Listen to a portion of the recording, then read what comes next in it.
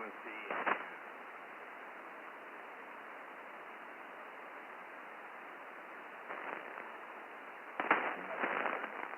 Hey, good evening, everybody. Welcome to the Friendly Bunch Conversation Group. My name is Mike. My call is Kilo 2, Mike Foxtrot Sierra. I'm located on the Jersey Shore, and I will be your moderator for this portion of the Friendly Bunch Conversation Group. Hey, we meet every night from 7 to 11 p.m. Eastern Time. The mission of the Friendly Bunch is to continually improve the amateur radio community by having and showing respect for our fellow operators. We follow the FCC rules and regulations. Being a family-friendly conversation group, we welcome all general class or higher licensed operators to visit with us. If you have a question for the group or would like to talk with someone you may hear out here, or maybe you'd like to bring up a subject that we can all talk about, just ask the moderator by saying contact, and we'll give you the frequency. Also, we got some exciting news to announce in a little bit here. We'll wait until later on this evening to make that announcement there. But with that said, welcome to the Friendly Bunch.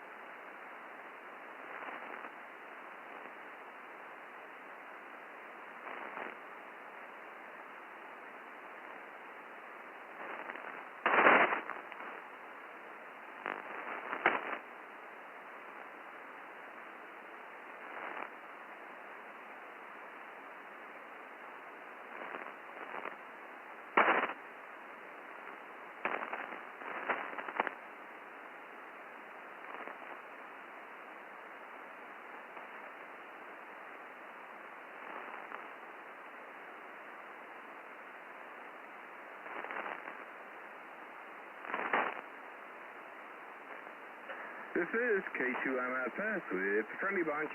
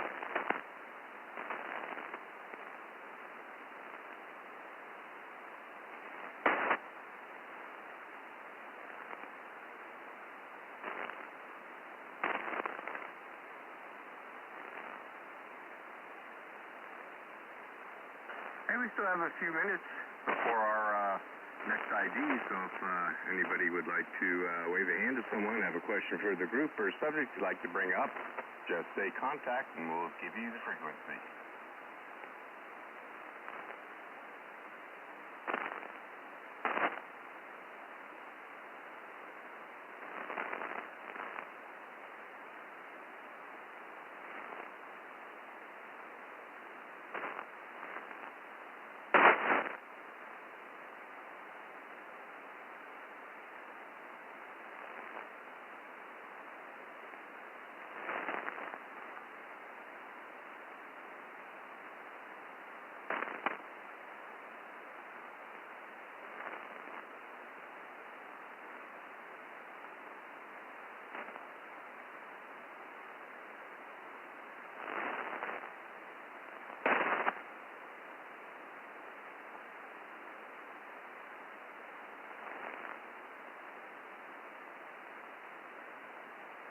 Just a reminder, every Saturday night right here on 3919, 8 o'clock, we have our kids' night session.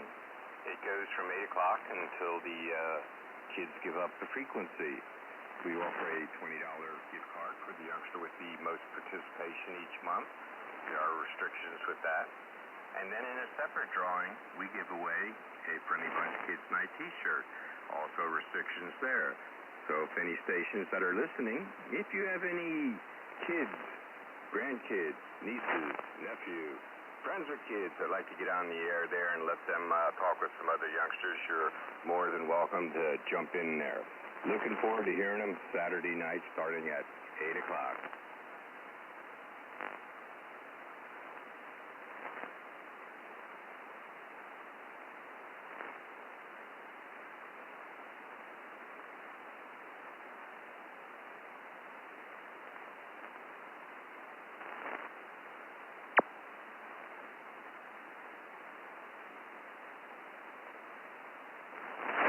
Wave a hand to our shortwave listener, Chris there. Chris, sorry, there ain't much going on right now. It's still early in the evening here on the East Coast, and band conditions aren't the best in the world there, but good to see you out there. Thanks for stopping by, and always a pleasure to see people listening in.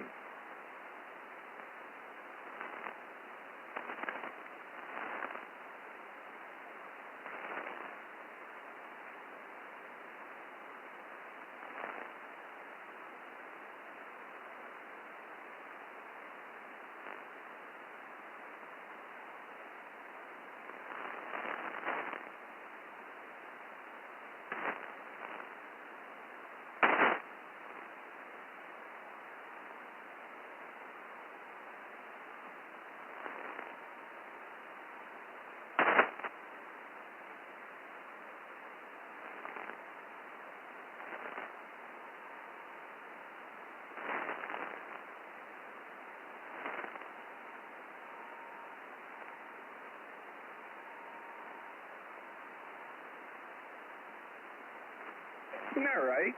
Being a conversation group, we ID every 10 minutes there. So this is K2MFS with the Friendly Bunch. Any stations coming on board for the first time, just give us your call slowly and phonetically.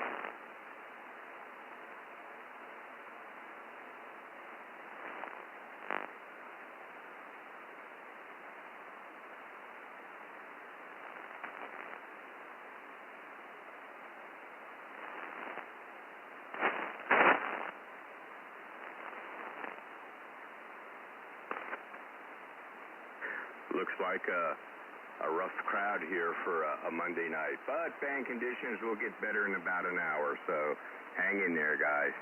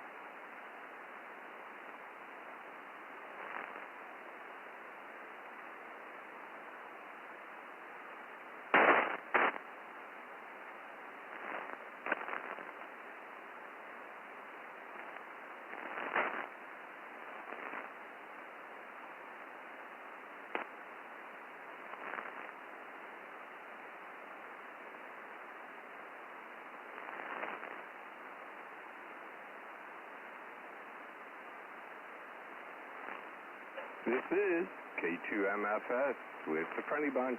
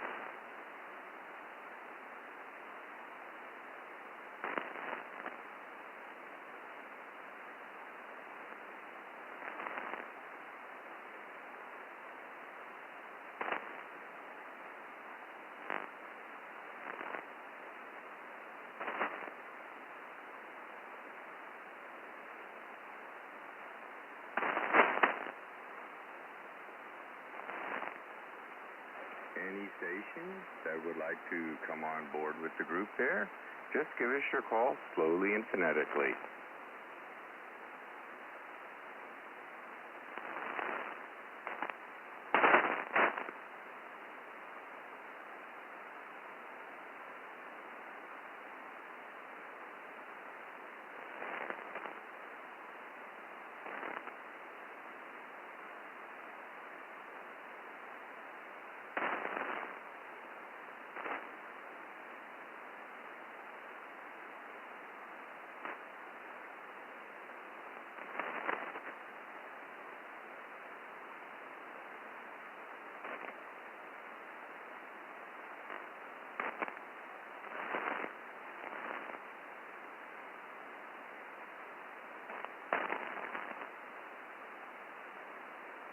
In other news, the annual get-together is coming up in October for the Friendly Bunch. That's 10th, 11th, and 12th.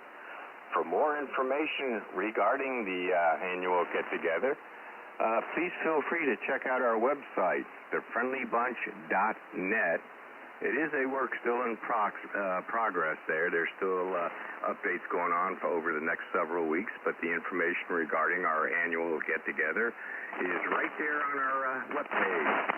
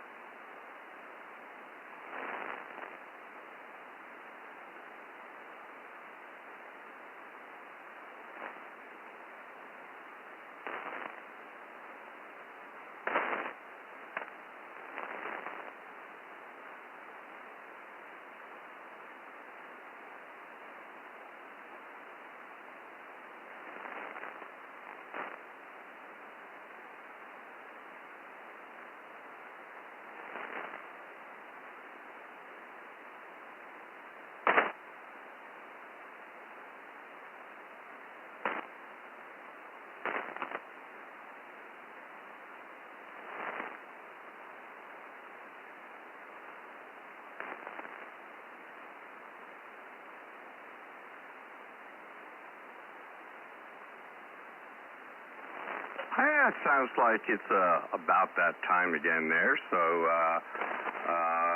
being a conversation group, we ID every 10 minutes, and it is about 10 minutes there. This is K2MFS with the Friendly Bunch. Just give us your call slowly and phonetically.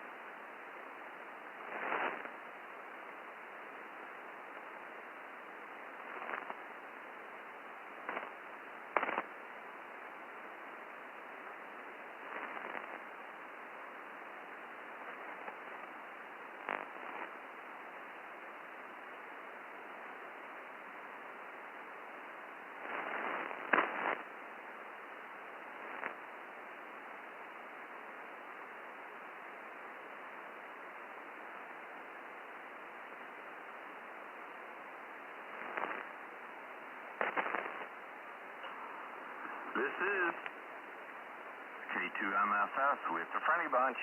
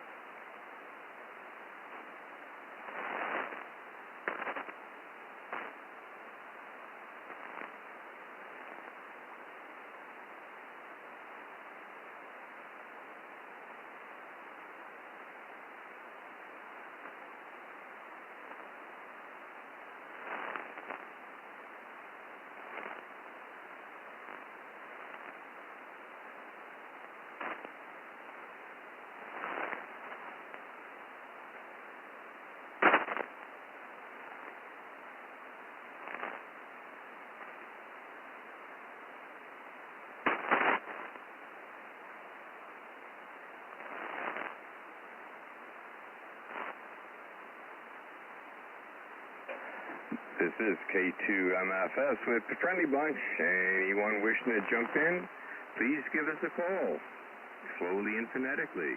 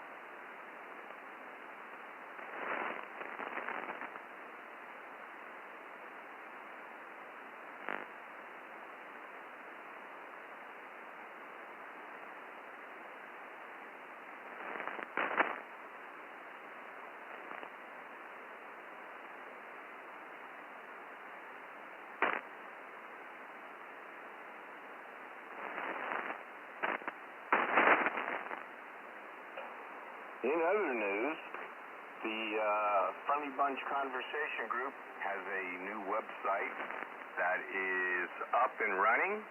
It is still under construction, and updates are being done just about every day for the next several weeks. So all you got to do is type in all together thefriendlybunch.net, and you can get a preview of what the site is looking like.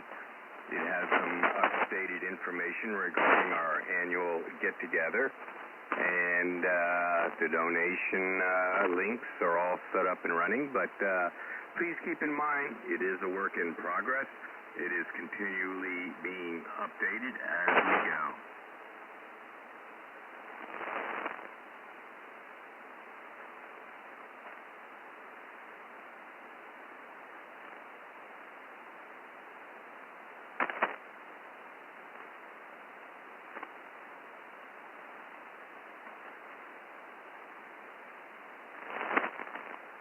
And Bob, if you're listening in, if you can hear me in any kind of way, try websdr.org.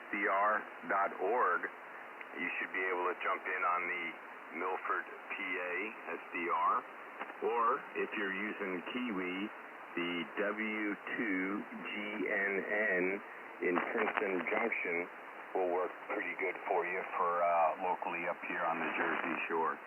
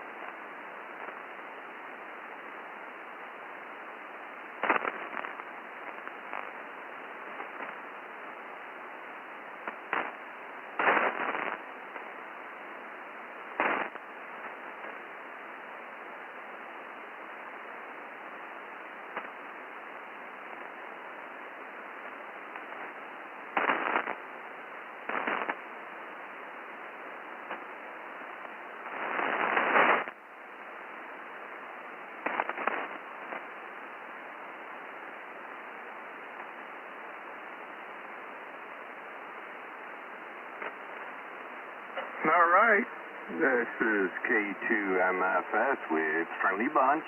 Any stations that would like to jump in, just give us your call slowly and phonetically.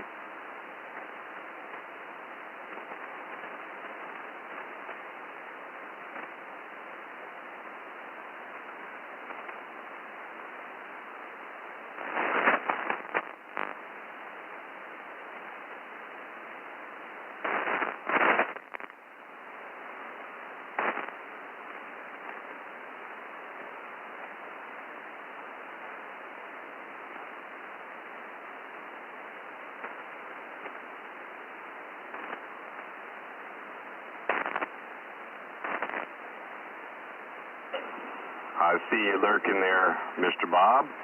Don't know if you got an SDR you can hear me on there.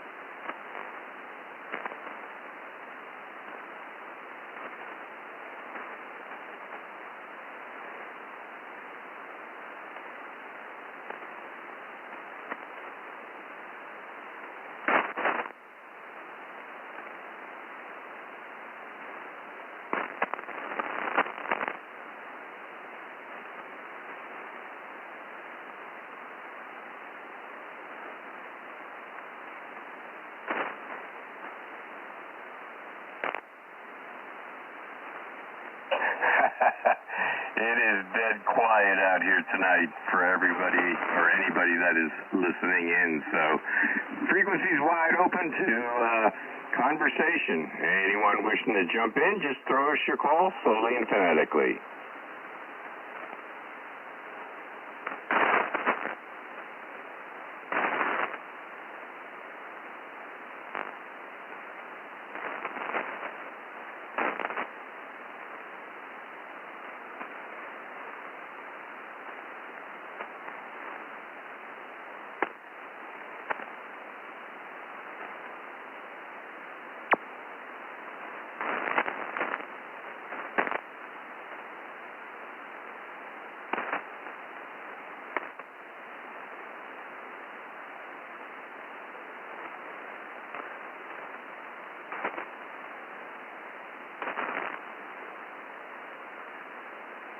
Well, Mr. Chris, if you're still listening in there, shortwave, this is a very slow Monday.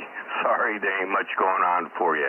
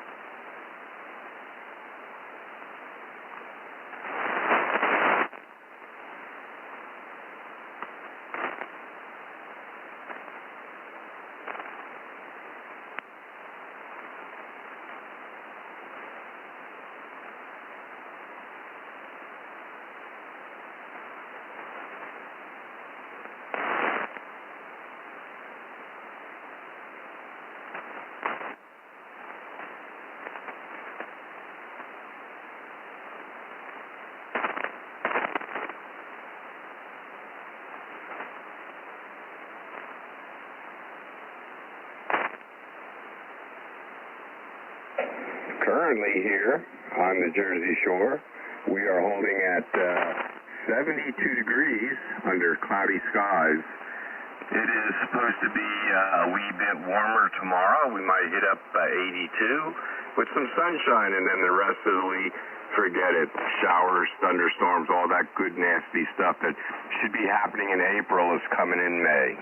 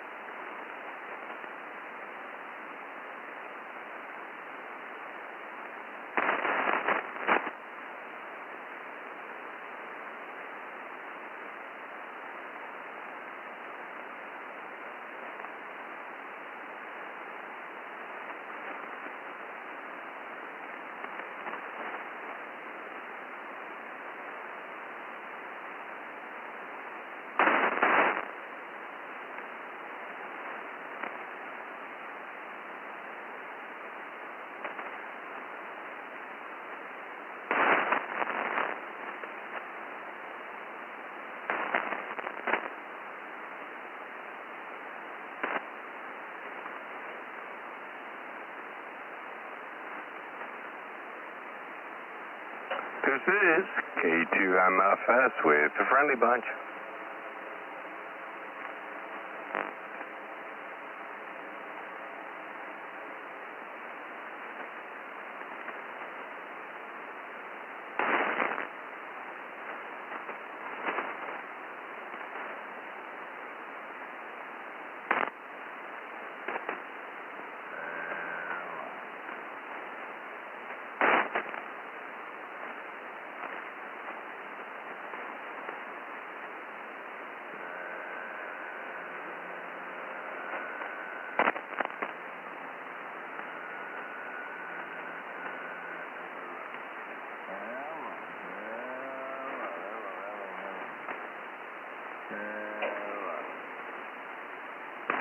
And a hello to you.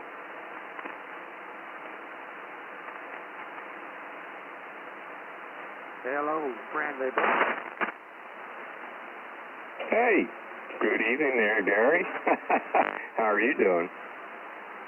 For KZS 145. Hardly hearing anything, barely hearing you.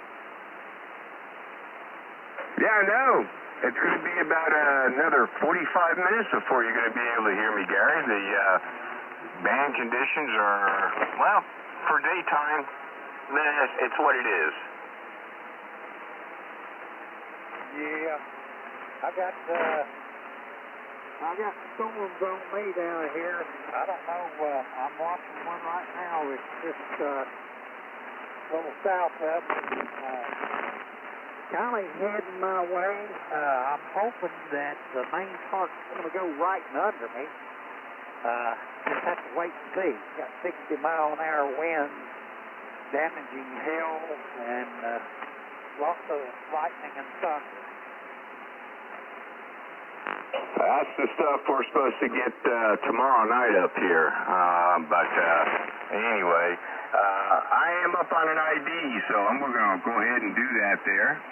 K2MFS with the Friendly Bunch. For KZS 145 with the Friendly Bunch.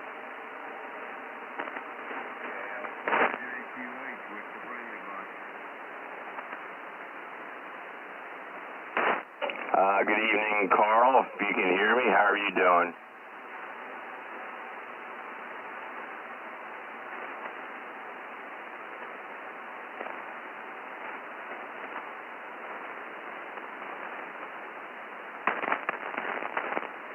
I guess you can't hear me yet, Carl.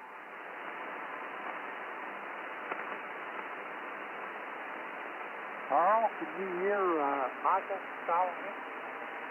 No, I cannot. You're the only person I've been able to hear on this frequency.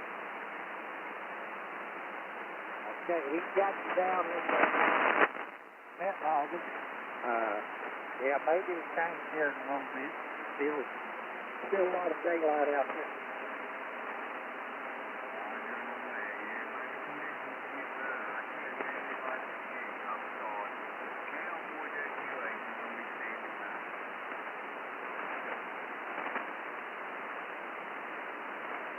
Okay, Carl. We'll give you a holler there in just a little bit when conditions get a little bit better.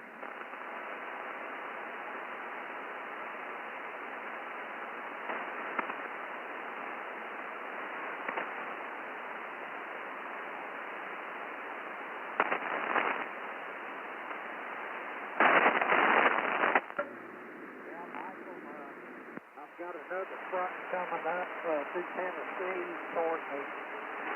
I don't know when it'll get up here. And then they've got over in Oklahoma, northeast Texas, and I guess southeast Oklahoma, that area. They've got tornadoes and stuff over there again. I tell you, it's a little town over there called,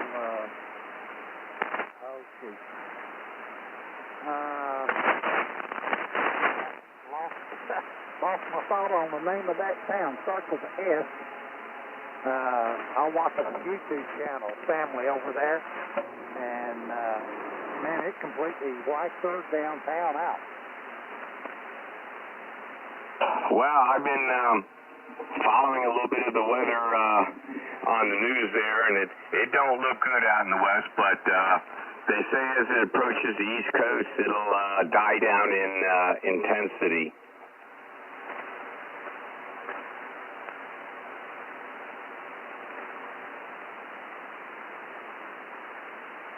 I just got my, I had my VHF mask down all weekend and cleaning up an old antenna, that mystery antenna I had up.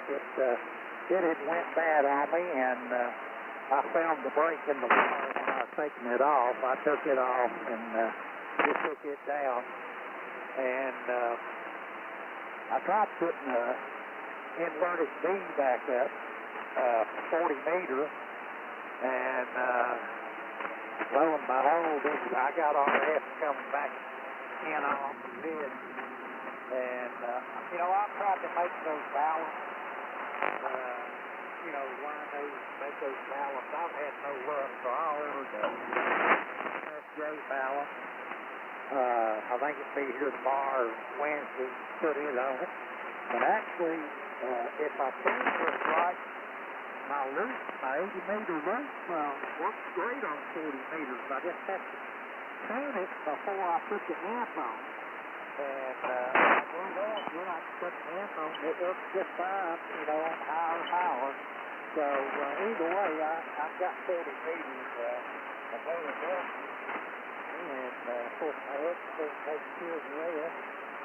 But anyway, we'll have to see. I just hope these 60-mile-an-hour winds will not come through here and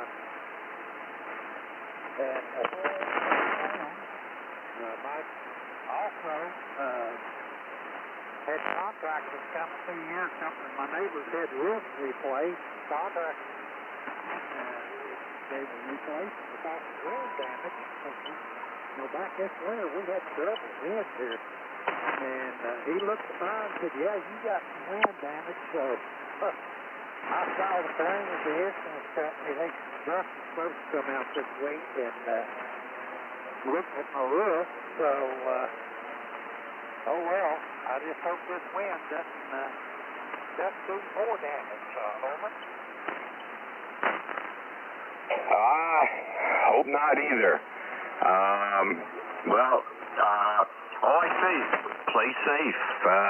Just keep checking with you when it comes up around that 9 o'clock hour there, and if need be, we'll keep going. Maybe if John jumps in here later, he might be able to help cover for us tonight for the late shift there. But we'll just play by ear and see what happens. Yeah, we're gonna watch it here. I'll be on the air as long as this stuff doesn't come over me here, but I'm gonna be watching it. I'll get the radar up on my phone. Let's see. No, I'm not gonna hook that third monitor up. I'll just over that and watch it on the phone. It's easy. And see where it's at right now. See here. Let's see.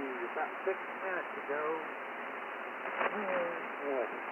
I don't know. It's coming northeast, and part of it looks like it's going to come right on me, but who knows? You know, these mountains and stuff. Just have to wait and see. And I'll keep a close watch here, and I'll let you know if I have to plug at any time. So it's moving fast, and it'll be probably not last that long. But again, like I say, there's other fast moving stuff coming on me from around La Follette, Tennessee, North Tennessee, Oak Ridge. That stuff's moving in fast too. I don't know what all's going to happen here tonight. It's going to be interesting. Over. Yes, sir, it is.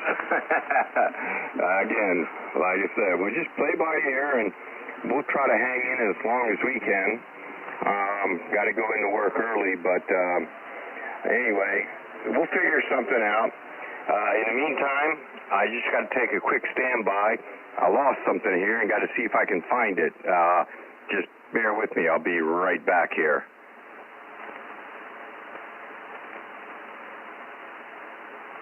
Well, Carl, how's your weather down South Carolina?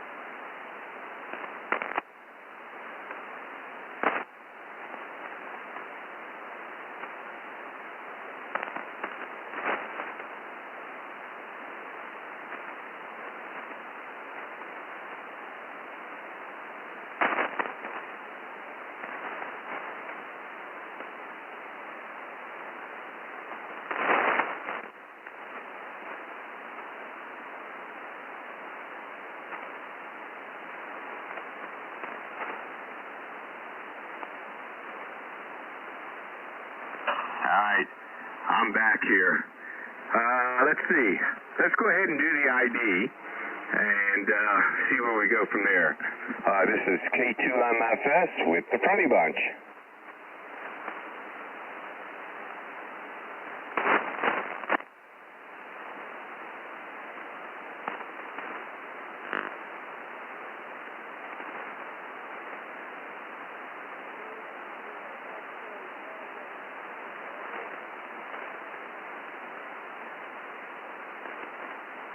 Any stations coming on board for the very first time tonight, just give us your call slowly and phonetically.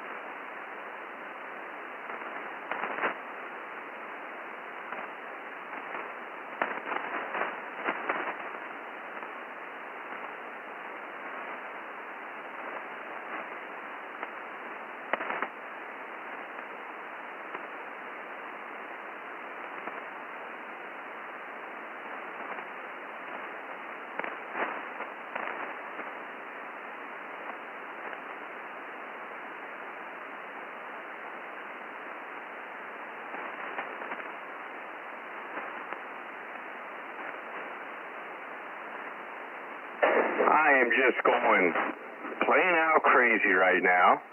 I had my tin of Stokers, and I can't figure out where the heck I put it. Driving me nuts. I'm losing my mind.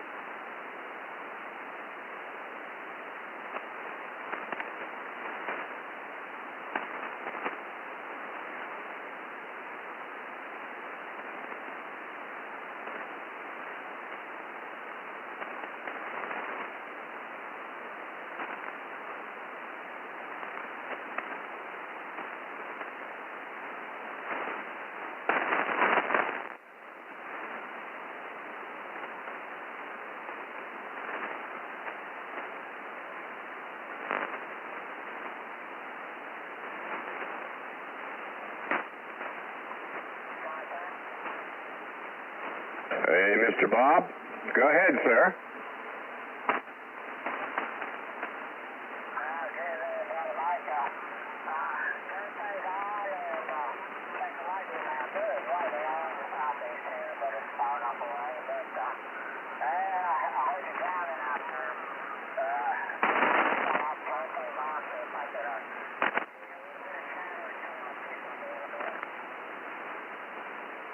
Well, it's no problem, Mr. Bob.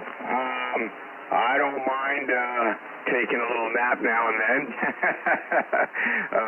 It's a good way to start the week off, but at least I can hear you.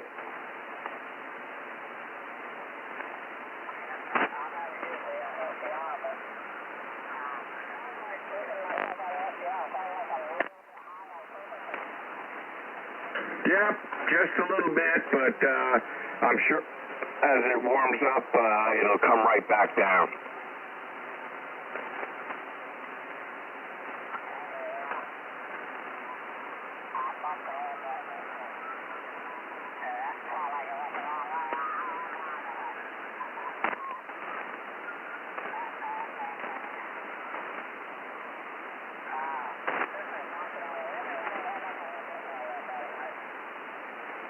Yeah, quick question.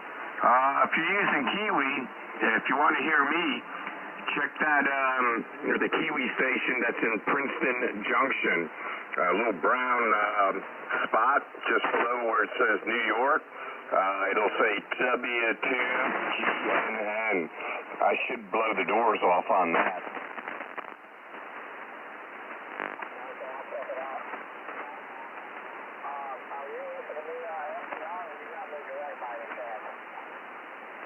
I'm listening on the SDR. I'm listening in down in Lumpkin. I can hear Gary and Carl with no problems. I hear Gary just a bit on the radio there, but as the evening goes on, it gets better.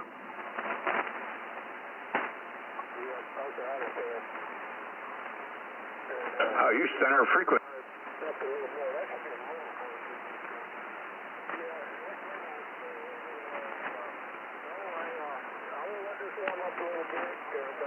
I'll take that SDR out and then the office here and let's see, what else can we talk about? Have you made the announcement? Yeah, I did.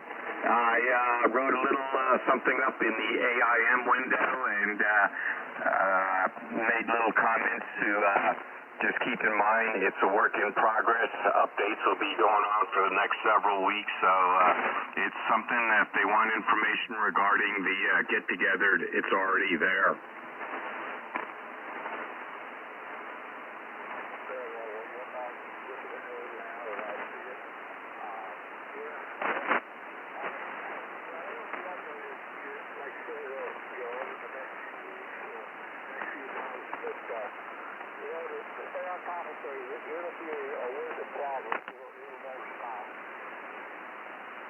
I gotta tell you, you're dead on the frequency, man, and you sound like I'm talking to you face to face.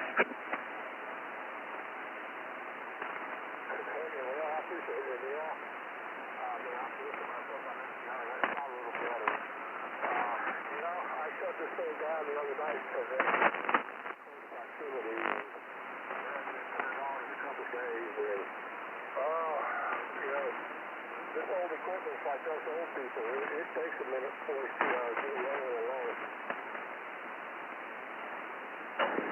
I can tell you, I'm starting to hear you on the radio.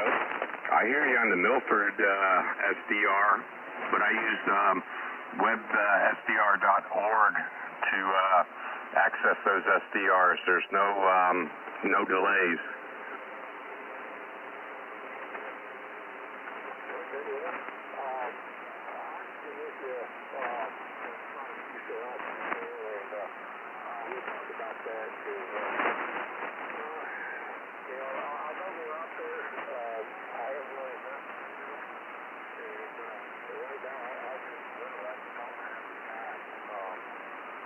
We got a couple things I got to do yet tonight, and hopefully the company will come in several issues that we got to talk about, and then tomorrow afternoon, Dad and his girlfriend going to be rolling in, so tomorrow night I'll be tied up with him, and I'm going out and get some dinner, so, you know, I never get a night off, I never get a day off. It's time to call in sick. Well, I really moved up this morning, and someone come over to me last night, middle of the night. I did. I went in a couple hours late this morning, but it just got in me. I cannot lay out for the work day. I've got to be there. Well, I don't know. I'll be there as soon as I can. I just can't lay out. Well, I'm just thanking the good Lord that I got a light day tomorrow. I don't have to get started too early.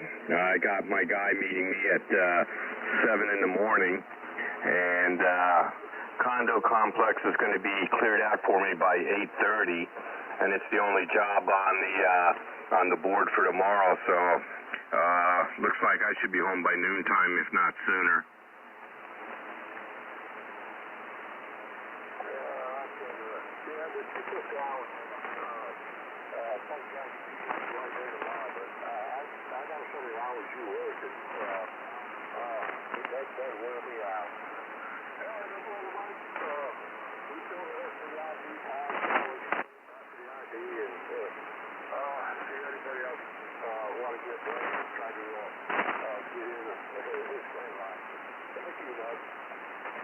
I appreciate it, Mr. Bob. I know in the next 15 minutes, band conditions will start getting a little better, and I can drop the power down considerably because I've got it up a little higher than usual. But anyway, I'd like to invite everybody to ID along with me here. And if you're coming on board for the first time with the group tonight, just give us a call slowly and phonetically.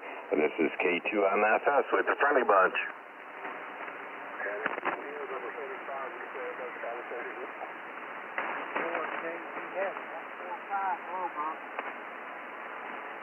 Hello, Jay.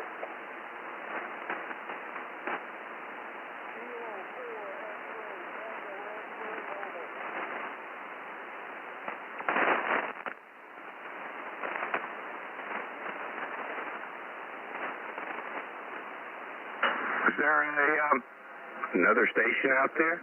Come on back with the call, please.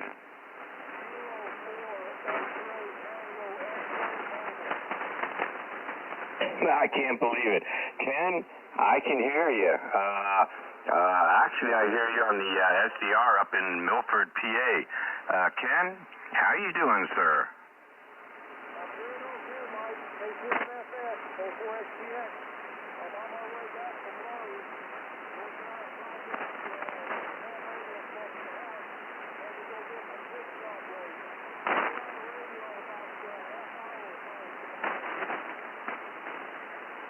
All right, Ken. Hey, be safe out there. Got you on the log. Just give us a holler when you get back to the QTH.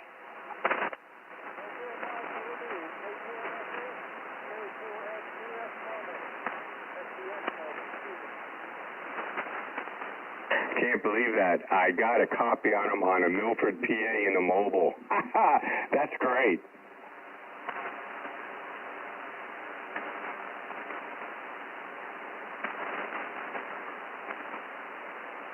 Are there any other stations coming on board for the first time tonight? Come on back with your call slowly and phonetically.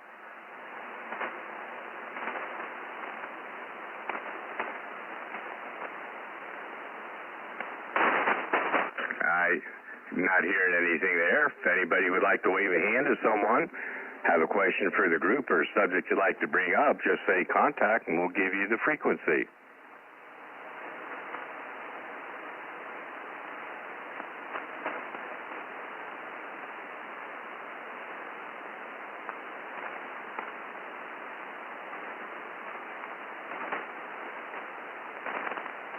And now we got a few more people out here.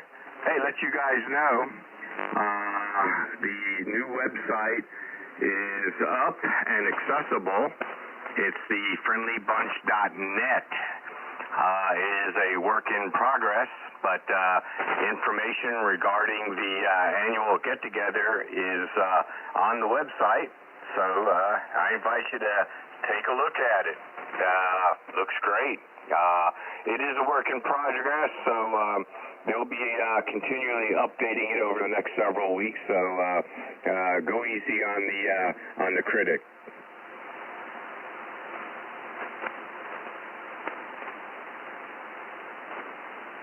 Michael, what was the URL address again? Okay, it is thefriendlybunch.net. That is the new address for the website.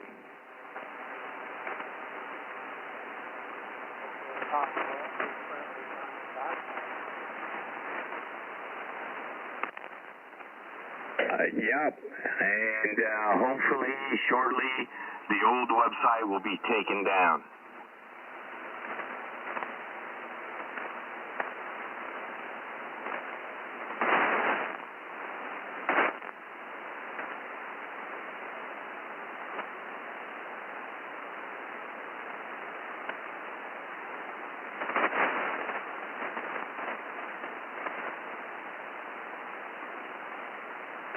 Gary, if you look in the AIM window, I wrote the web address down.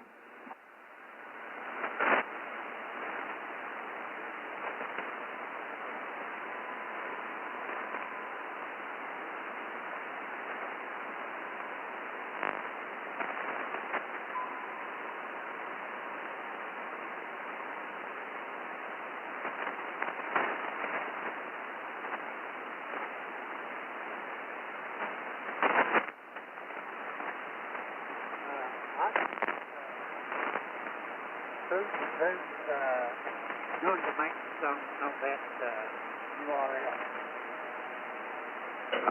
Bob, NABCF. He is the main man in control of it. Okay. I did realize I had to introduce this.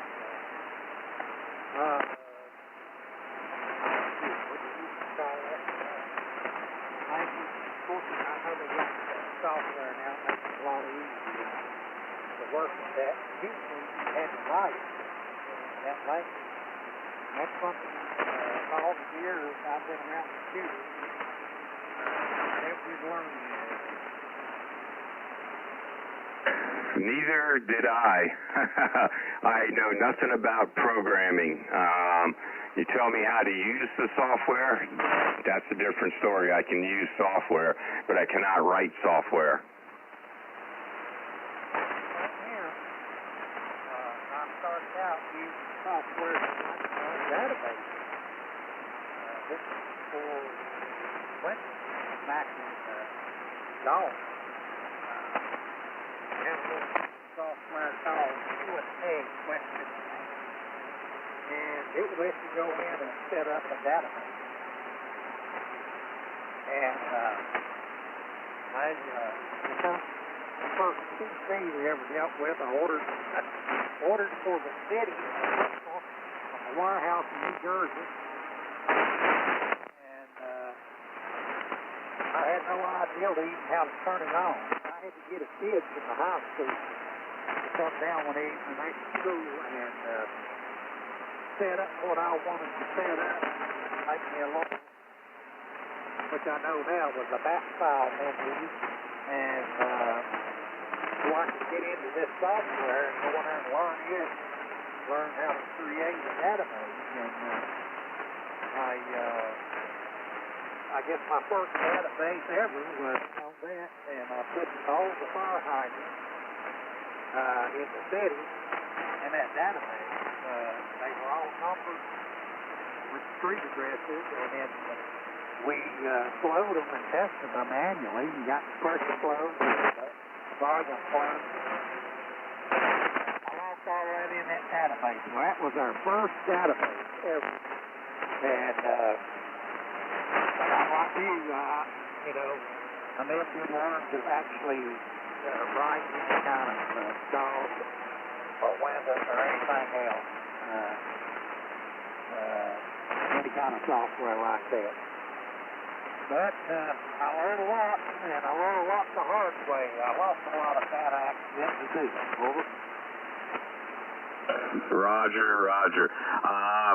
The very first computer I ever got was a Tandy from Radio Shack, TL, and it was just a DOS operating system. To access the internet, which was probably no such thing, you had to type in like AOL.com, and there was no links to click on.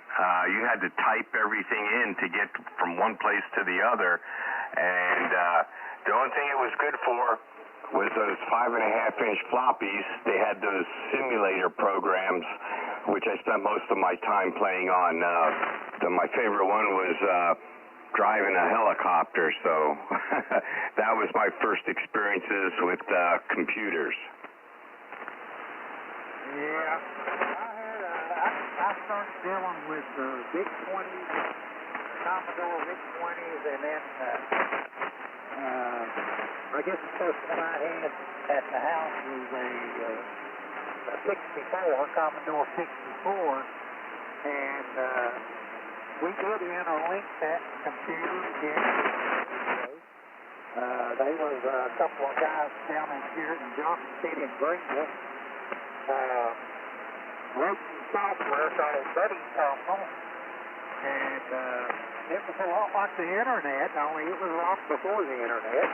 We did it over the 2-meter spectrum, single repeater, and it would stand and, it would stand out in backwards, and then everybody had the software, and had the 2-meter hooked to their computer, and if your computer didn't copy everything, it would automatically request a retransmit, and so you'd get the whole back in, correctly. And it was awesome. I mean, you didn't spend a lot, photographs, music, stuff like that.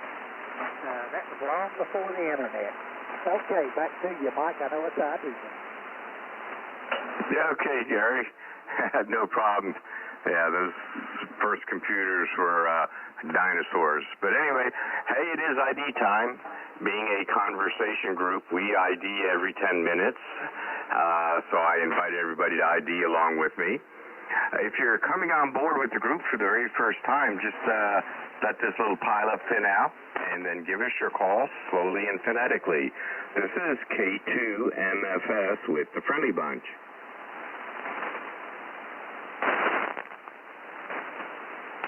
N4 KZS 145 with the Friendly Bunch.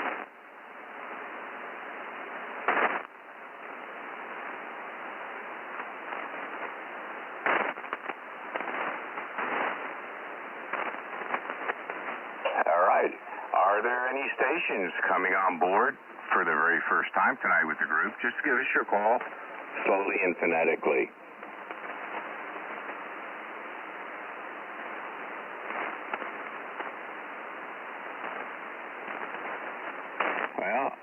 could not hear anything there. The band is starting to get a little bit better. I can hear myself on the Lumpkin County SDR down there in Georgia, so that's a good sign.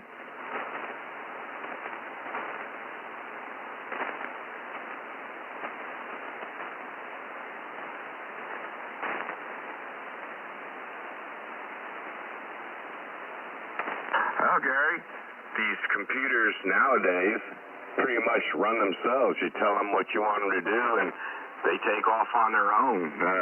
It's so much easier to get around, and the internet today versus the internet back in the 80s, night and day. Oh, yeah. The old dial-up. Had to have the modem, then the dial-up. I know I had a telephone line run into my house just for the internet.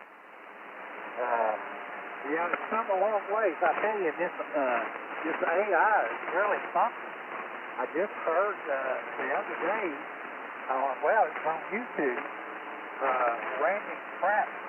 I don't know if you're familiar with Randy Kravitz, country music singer. You know, he had a severe stroke in 2013. It just put him completely out of business as far as being a country entertainer and everything. But he has just recently put out a new single record of him singing using AI. It's produced under his name and everything. And they use AI for his voice. It sounds just like Randy singing the song. And he's expecting to do more in this same process. Now, what do you think about that? When the sun came out and the skies turned blue, you know I wouldn't have nothing if I didn't have you. Oh, I'm a big fan of Randy Travis, and I'm looking forward to hearing more music. That AI is something, that is the future. Kind of scary in a way. Really scary, because they're using AI right now on phone scams. They can make them sound like, someone you know. I've seen a lot of that on the news lately, where they're using relatives' voice. They're in a car accident and they need you to send money so they can do this, that, or the other, and it's like very scary. So I told my daughter, if I ever get a call like that, I'm going to call you direct first, or if you ever get a call in reference to something happened to me, you call me or you call Mom just to verify before you do anything.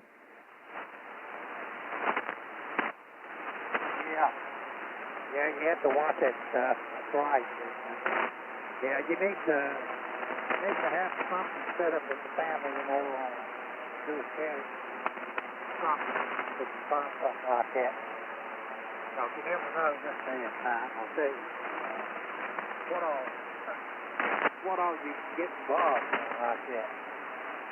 But I normally, these robocalls and everything, normally if I have time to fool with them, jerk the chain a little bit, I'll ask them, I'm here investigating a homicide, and just, how well did you know Mr. Mason?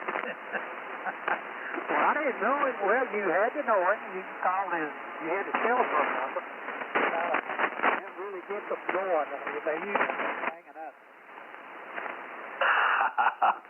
I love playing jokes on those robocalls, especially when they're looking to scam you for money. I've done the same thing before. But I have caller ID. It comes up on my TV, and when I see my name, my phone number calling my house, I don't even bother answering it. Yeah. Yeah. Yeah. Caller ID on your TV. That reminds me back years ago. I worked part-time at TV shop before I went to after I come back. And then later I worked for a guy that opened the shop that I worked with at the other shop. Anyway, I remember when Xena first came out, and they had that feature on the TV, you plug your telephone wire in them, and you could answer the phone through the TV, and of course it come up and showed you the number that was coming in. And man, that's been a long time back. Oh, yes, it has. Yeah, with the Verizon cable company, I have it so instead of getting up to go look at the readout on the phone to see who's calling, it just shows it up on the TV. And just from there, I just take the remote and tell it to answer or decline or send it to voicemail. Yeah, that's pretty cool. Pretty cool. Be able to do it that way. Oh, yeah. Well, I'm waiting to change cable companies. The last part of April, bring this subdivision, and everything in here is underground.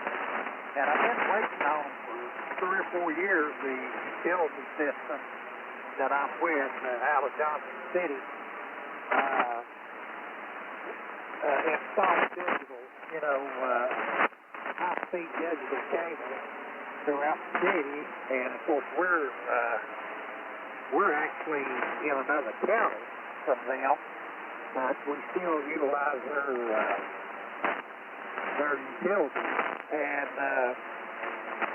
they finally got here, like I say, the last part of last month, and come in and I guess found the underground pipe conduit and stuff, and ran pressurized water through them, and then they come back and they sent big old like 2 or 3 foot boxes in the ground, digital fiber. But I haven't heard anything from them yet. They haven't been back in here, and I don't know whether the cable's run or not. I'm going to definitely look to it. It's a lot cheaper than charter is what I've got. And that's the only thing that's available here. And so now the utility company is about twice as fast and half the burn. So definitely waiting on that. Anyway, we're right at your IDs there, so I'll turn it back to you. Now time starts to move along. Yeah, it is that time there. I'd like to invite everybody to ID along with me here. And if you're coming on board for the first time with the group tonight, just let this little pileup thin out and then give us your call slowly and phonetically. This is K2MFS with the Friendly Bunch.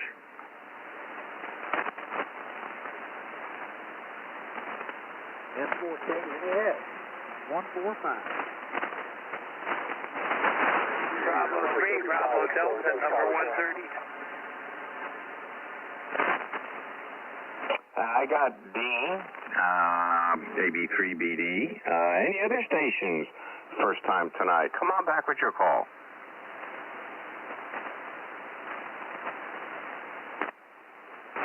Okay, nothing heard there.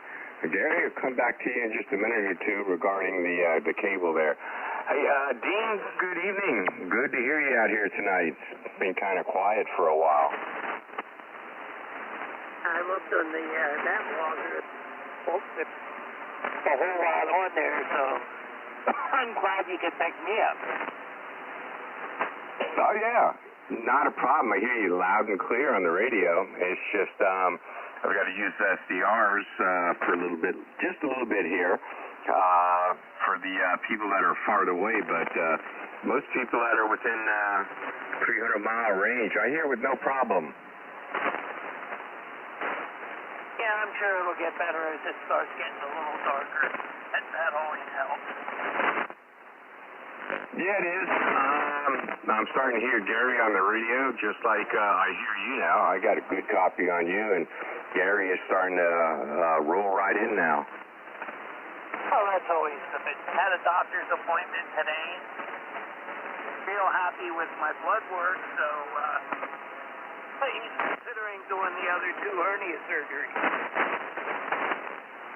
Well, that's not too bad, as long as it doesn't lay you up too long. Oh, well, I definitely will wind up in rehab on that one. It's the one on... Well, let's wait until after hockey season. Yeah, well, I have a game Wednesday, and unfortunately, I don't know.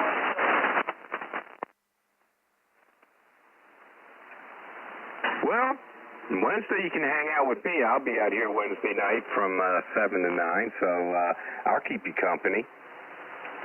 Oh, no, I'm going to the game. Oh, okay. Well, go team. Yeah, I don't expect them to win, and that'll be the end of the series. Well, you never know. Expect the unexpected. Well, they did beat them quite a few times in the regular season, so, they're ranked number 1, but who knows? If they win Wednesday, then I'll be going to a game Saturday. Any team can win on any given day. That's the way I look at it. Oh, absolutely. That's the truth. It doesn't matter what ranking you are. That's for sure. Hey, hang in there with us. Looks like all the bad weather is staying just south of us tonight. Yep. It's definitely south of me, that's for sure.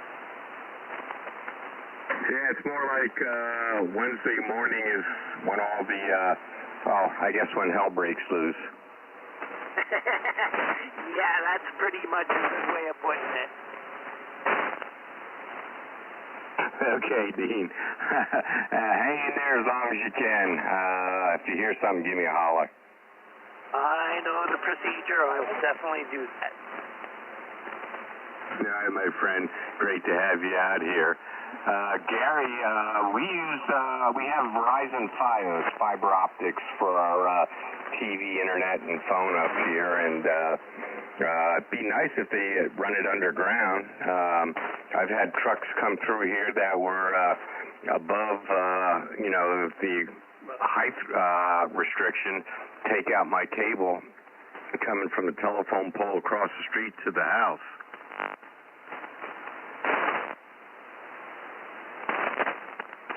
You say it was wireless? Yeah, I had, we have our cable outside. I'm kind of wishing it was underground so I wouldn't run across this problem of trucks that are stacked too high coming down our road, taking out the wires. Oh, yeah. My son, evidently they use Verizon cell towers, and he purchased something from Verizon that is Wi-Fi, and it connects via the cell tower. And I was down there one day, and he had it, and he asked me if I could help him set it up, which it actually wasn't much to set up other than putting it on, sitting it near a window, and then connecting the phone to it. But it was awesome. It was fast and completely wireless. Use the cell towers. That's another way to use, I guess they call that 5G internet.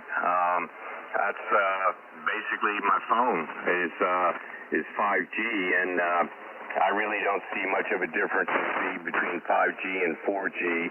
I still have the same problems when I click on a website. It still takes a little time to load up.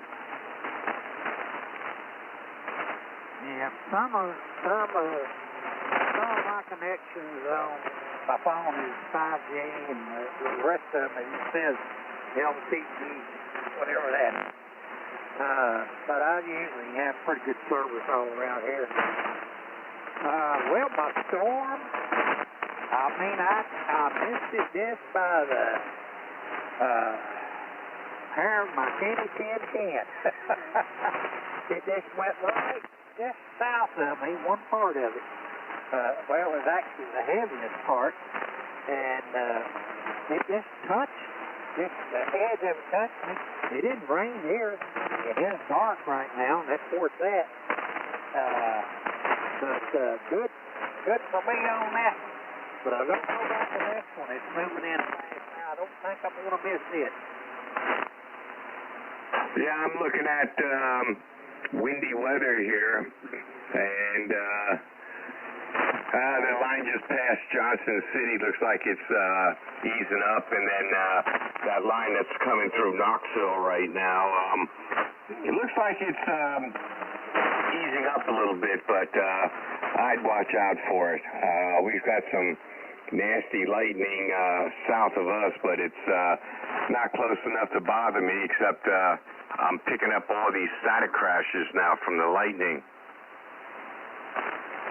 Yeah, that one that come up through Johnson City there, it's the top red point there just barely touched me, and it didn't do anything here. So I say it's moving on up. But now I don't know. This is coming out of the other one coming out. It's moving fast too. And let's see, it's not made it to Kingsport yet. It's made it to Rogersville. Kingsport is about probably the way the crow flies. Kingsport's about 15 miles from the west of it. So anyway, we'll hang around here and just see what happens. Let me know if you need to hold off a little bit. I can keep going a little bit longer because what I'm seeing right now, Kingsport is just getting the front edge of it, and there is a lot of lightning around there, especially around Sneedville. Yeah, Roger. Yep. Well, like I say, it looks like it's fast moving, and maybe the worst part of it, the front of it, will move through quickly, and might have some rain stuff behind it. Let's flaws come in from other places that just something has to keep an eye on. It's going to be, I think it's going to hit and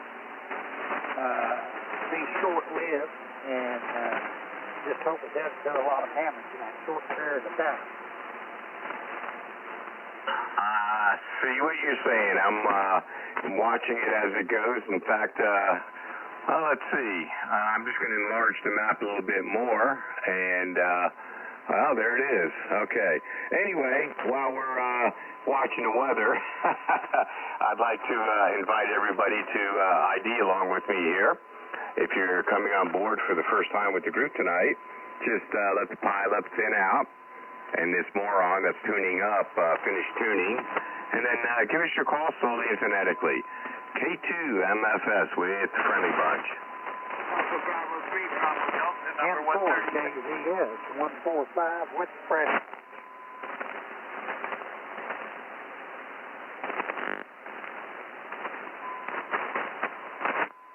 All right. Do we have any stations coming on board with the group for the very first time tonight? Come on back with the call slowly and phonetically, please.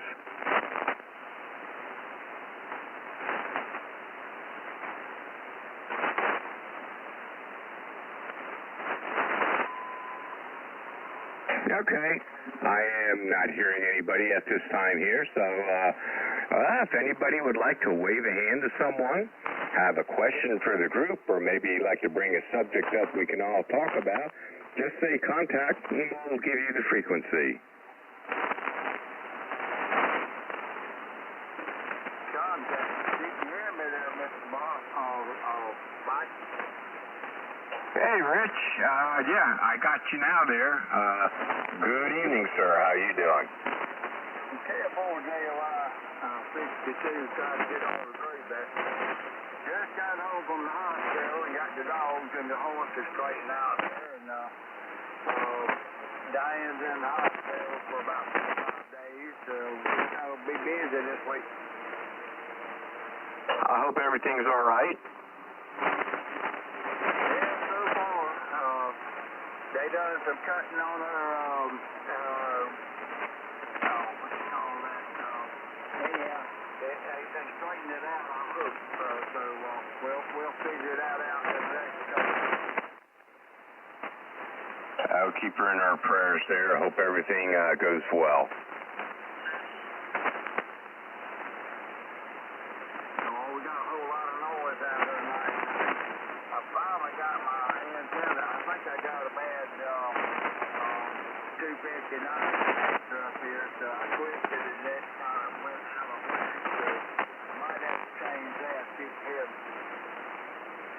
Oh yeah, I hear you. I got you. Excuse me. I got you lately on the radio here. Static crashes are giving me a hard time right now, but I'm using the SDR down in Georgia, and I got no problems hearing you really. All right, Mike. Well, y'all take care, and good evening, everybody on the Freedom Box that can hear me there.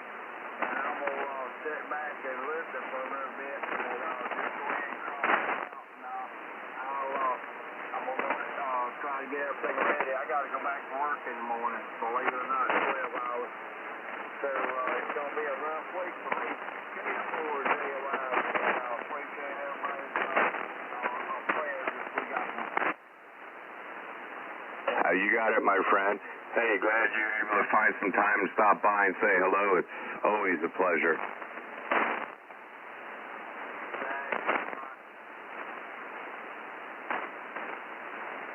All right. If there are any other stations that would like to wave a hand, have a question for the group, or a subject you'd like to bring up, just say contact. We'll give you the frequency.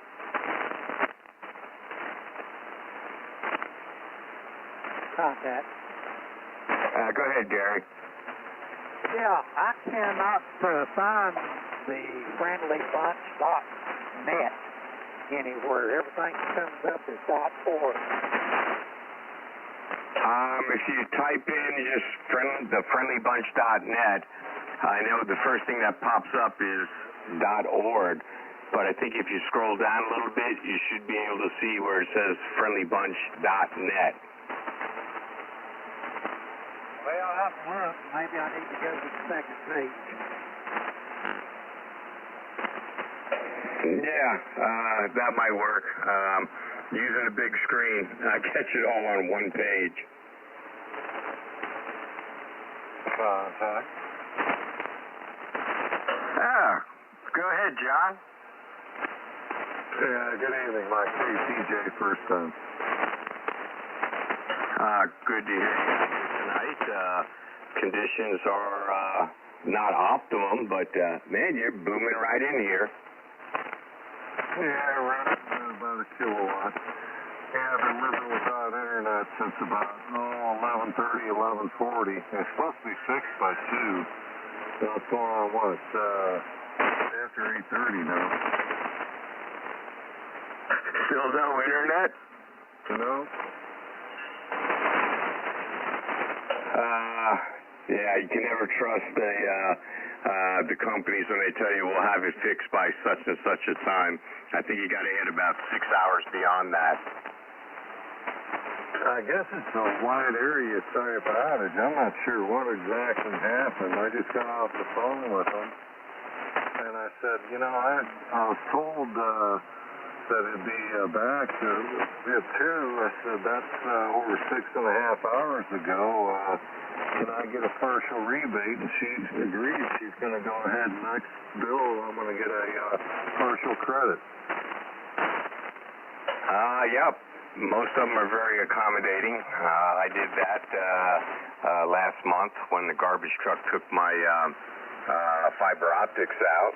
I was without service for 24 hours, so I got credit for my phone line, TV, all the boxes that I paid rental on, internet, and oh well.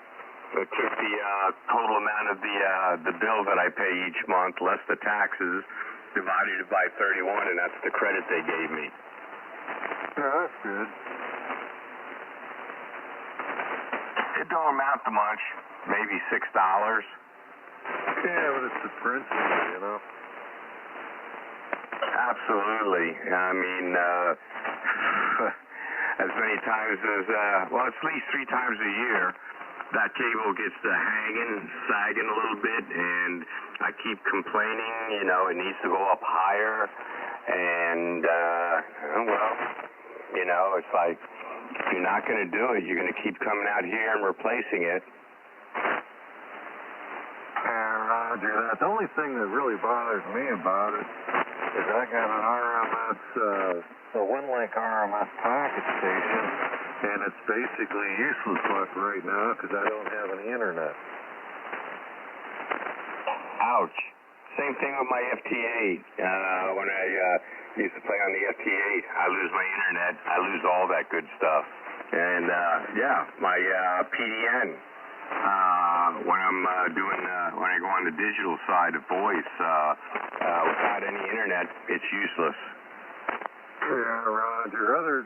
Well, you know, I mostly stream my TV. I got regular over-the-air TV capability. I've been watching some old TV shows on the Laugh channel, like Home Improvement and According to Jim, some other, you know, not really old shows, with Last Man Standing, a bunch of shows like that. Oh, yeah. I watched the reruns of Last Man Standing last night in season. They get around to season 10, then they start all over with season 1, episode 1, and they go all the way up and repeat. Yeah, Roger that. But anyway, watching that. What's that show with Matt LeBlanc was in it? It didn't last all that long, but it was after Friends, of course. I can't remember. They had a couple episodes of that on, too. Would that be Cheers? No, it wasn't Cheers. There's a show after Friends and even after Cheers and all that, but no, he was on Friends. I am not familiar because I was never a big fan of Cheers or Friends. Okay, now the roll-off from Cheers was Frasier, where he's a psychiatrist and he had the radio show. That I remember. Yeah, he was originally one of the patrons at the bar there, Cheers. I guess that's an actual bar, but it's based on that actual bar anyway. He moves to Seattle and he has a radio station. He's has a talk show, radio talk show, and he's a psychologist, psychiatrist, one or the other. I'm not sure who it is, but yeah, Kelsey Grammer. Yeah, he was always fun to watch. But if I get back to watching old shows, Gilligan's Island, The Three Stooges, and are 2 of my favorites. And then the original Matlock, and they got a new version of that coming out. Roger, I think it's about that time. Yeah, it is. I've been watching the weather maps here. Hey, it's ID time there.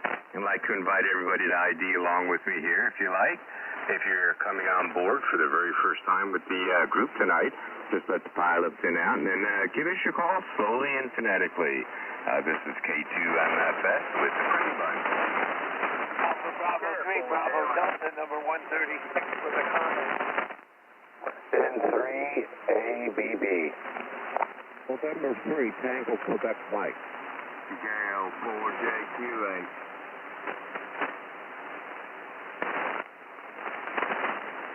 Okay, let's see. I got Jonathan and Tom there, N3ABB and N3TQM. Any other stations? First time tonight? Yeah, comment. Yep, I'm going to get you first. Let's see, not hearing any other stations. Dean, go ahead. Hey, you were talking about last man standing. I have the QSL card from I have a QSL card from Tim Allen, and I have a QSL card from Mandy. The call sign he's got posted on Last Man Standing, I've tried calling that just for the heck of it, and never got any comeback, any response to it. But I keep trying because I know they're avid amateur operators. I don't know if they're on the air anymore or not, but when the program was running, that was a real operating station that they had on the set. In between the practices and stuff, they would get on the air and talk to different people, and that's how you could get the QSL card. I wish I could have made contact. That would have been great. Yeah, I had an advantage. The guy that signed the cards for him is a good friend of mine, and he's been to the show many, many, many times. That helped me get the card. That's great. I got to keep listening. I might get lucky. I don't know. Well, I forget what Tim Allen's actual call sign is. It's the XTT that was designed for the show. The guy that I'm a friend of is a historian for call signs, and he had to find one that was never, ever used so that they couldn't be sued. That's cool. I believe I do have Tim Allen's call written down here somewhere. Yeah, I'd have to go out and look at what it actually is. All right. Good info, Dean. Appreciate that. I've looked it up, but I don't have it. Also had call signs designed for Ed Alzante and for Kyle, but they were never released, so that was the end of that. I guess that all ended when the show ended. Yeah, unfortunately. I mean, it was nice that the other network picked them up and they got at least one extra. I hear you there. All right, let me go welcome in Jonathan and Thomas there, and then we'll open it up to some more conversation there. N3ABB, Jonathan, hey, good evening. Good to hear you tonight. How are you doing? Good evening, Mike. It's been a long week. I guess it's only Monday, but it's been an interesting weekend. I'm kind of a general contractor on this house remodeling, and I'm dealing with a lot of incompetent people. Over. I know that song very well. Oh, Lord. Yeah, so I'm trying to... I kind of got things resolved today, so I'm trying to slowly let it go so I can sleep tonight. But I did hear you guys talk about Frasier, the show Frasier, and we actually ended up buying a Jack Russell dog. And if you remember in the show, that they had like the father had a Jack Russell. And I always remember the funniest part of that show is, I think it was Frasier, the psychiatrist would bring girlfriends or wives home, and his dad was living with them. And he was always criticizing, his dates or the women he's dating. He's like, I don't like her sitting there back, and then he likes someone. But I was like thinking, when I get older, if Adriel ever, when he decides to start dating, maybe when he's 27, I'll probably be doing the same thing. Over.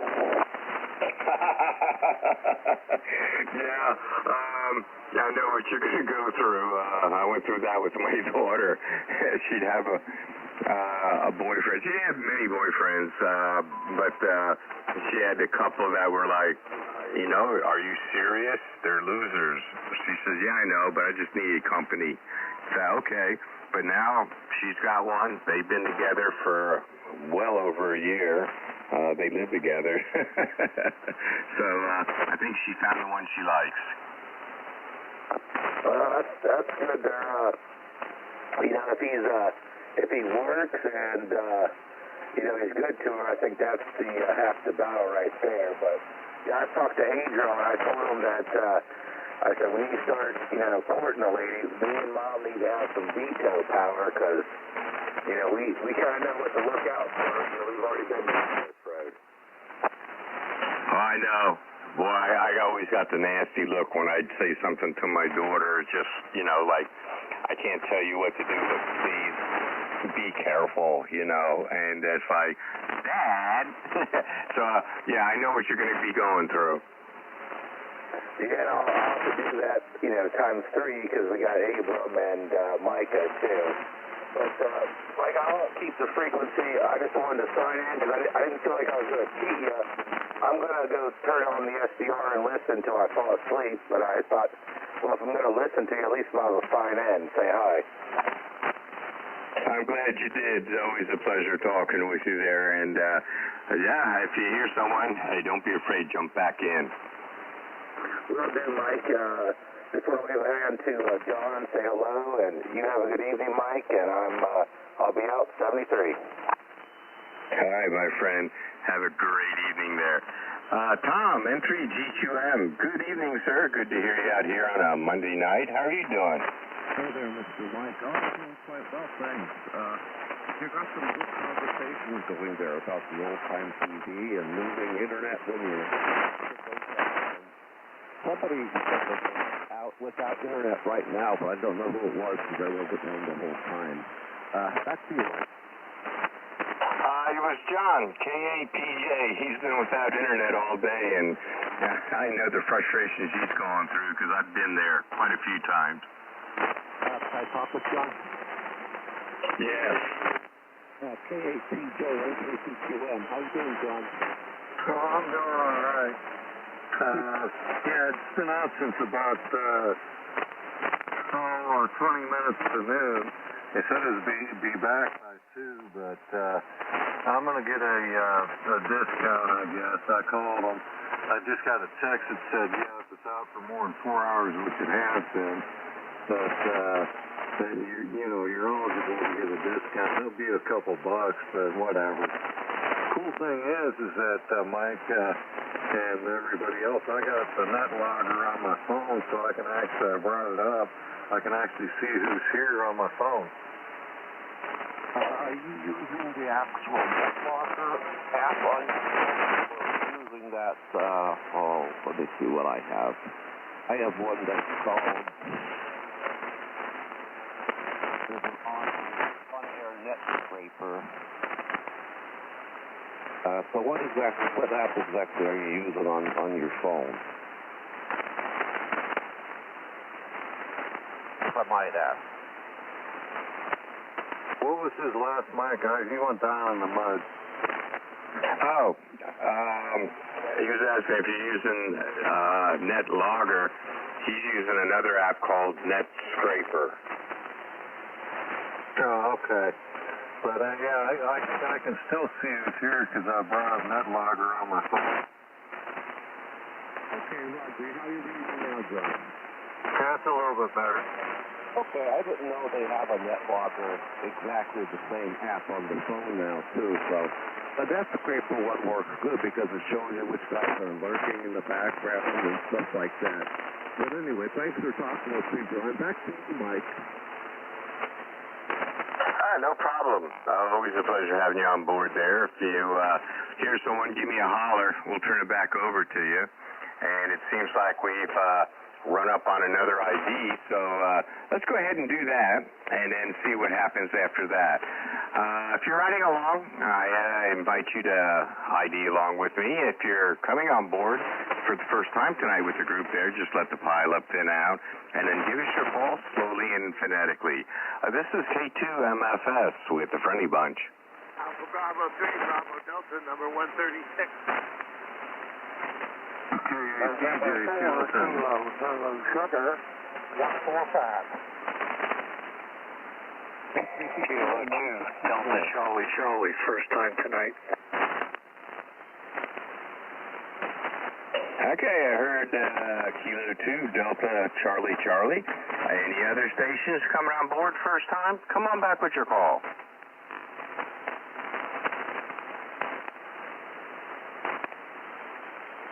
All right, nothing heard there. We got Tom. Well, two Toms here, both from PA. K2, DCC, good evening. Welcome to the Friendly Bunch. Good evening there, Mike. Good evening, everybody. I hope everybody's doing fine. Hope everybody's having a good day. No complaints here. Got home in a decent time tonight, and I think I got a relatively short day tomorrow, so I'm happy.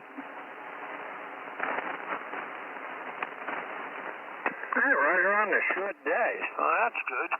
I guess you haven't been getting too much rain over your way. Not too much yet, but we're told to expect some nice thunder boomers early Wednesday morning, and then rain on and off for all the way through Sunday. So there could be pop-up thunderstorms here. So the rest of the week is questionable as far as my schedule goes. Roger on that. Yeah. Well, it was a little dreary today. It really wasn't sunshining too much there. So it's one of those things. Wasn't a bad day with the temperature, but wasn't too much. I got a question for the fellow that's using the net logger on his phone. I'd like to know whether he's using an Android phone or an iPhone. John, KAPJ, question is, are you using the iPhone or an Android for net logger? It's an Android. Okay, so that means I can put that on my tablet. All right. Okay, I didn't know that net logger would work on that. I always thought that, you had to have the Windows for net logger. If you go to the Play Store, you can download it from there. I'm pretty sure that's how I did. You got to do a little bit to set it up, but it's a little bit different. Setup and look of it's different than what it is on the program on Windows. Hi, Roger on that. Oh, I appreciate it there because I'm across the room from the computer. So my other computer always blew up a couple of years back. I just never replaced it. So I just don't like going across the room to look at the net logger. I'll definitely have to try that on one of my Android tablets.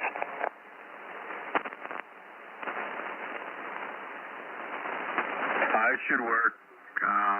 I have NetLogger on my phone, and I've got a couple of SDRs programmed in so I can listen in on my phone when I'm bored. Roger on that, Mike. Like I said, I just don't feel like going across the room, when I want to check something because the computer that was next to the radio, the motherboard went on it, and I just haven't gotten a new computer for over here. I got to get a new one because I want to hook it up to the radio and do a little FT8, but as of right now, I just have the one across the room, and my laptop is too old to do anything with. It's just way too old. I hear you there. I have NetLogger on two of my laptops. Actually, I have them on all three laptops I'm running down here, and the main one I use, I keep updated. The other two aren't updated, so they're there just in case. Roger on that. I can't get NetLogger to work on my old computer. It's just too old. And they stopped. I guess he stopped making it for that operating system. Yeah. like I said, I have an Android. I use the Samsung the Z Fold, and well, I got that because it's smaller than a tablet, but it's when I open it up, it's big enough. I don't go crazy straining my eyes to see. Roger on that. Okay, well, I do appreciate the fellow there telling me what it is there, and I'll put it on one of my Android tablets, and I won't worry about putting it on my phone because my phone's an iPhone, so I'll just put it on my one of my tablets, my old tablets. Comment. Go ahead, comment. Hey, Tom, this is N3C2M. There's a program for the iPhone also I just found. It's called NetLogger Companion. It works quite good. You could use the AIM window and all that stuff on it, too. So give that a try. Okay, I appreciate that. NetLogger Companion. That'll work out pretty good. Yeah, I appreciate that. Thank you very much, sir. Okay, let me give a holler out to Gary, N4KZF there. Gary, how's that weather looking in your area, if you're able to come back to me? Well, it's getting closer. Haven't heard anything yet, but anyway, let me get it updated here. All right, it's in Kingsport. Yeah, it's probably about 6 or 7 miles from me now. Okay. If you want me to keep going for another round or two, no problem. It looks like the main part of it's already passed through Kingsport, and lightning strikes were dissipating, but if you want me to go on for a couple of IDs for you there, I don't have a problem. Okay, well, give you an idea where I'm at in relation to that map. I'm almost halfway between Johnson City and Bristol. You shot a straight line between Johnson City and Bristol. Okay. So within the next 20 minutes, you should be seeing something here. The first wave is passed through. The second wave is coming in pretty darn quick. Yeah. I'll stay on board, you know, until it gets right on me, and I might have to shut down. All right. We'll keep it going here. Like I say, I'll go for a few rounds until you let me know you're okay. Okay. I never did get the friendly bunch stop down to show up anywhere. I way down the page. Retyped it, just won't come up. Okay. I got to take a look at the link that Bob sent me. Maybe I can send you the link and just click on it on your phone, and it'll take you right there. But looks so much better on the laptop.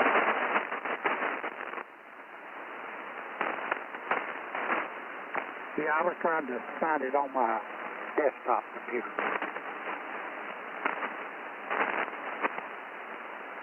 Comment.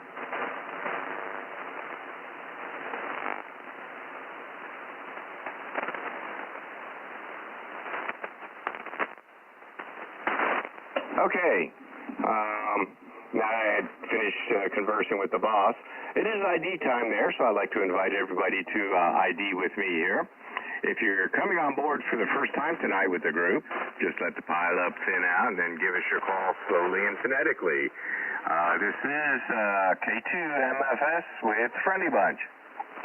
Alpha Bravo 3, Bravo Delta, number 136. KPJ 207. N3CQM 164.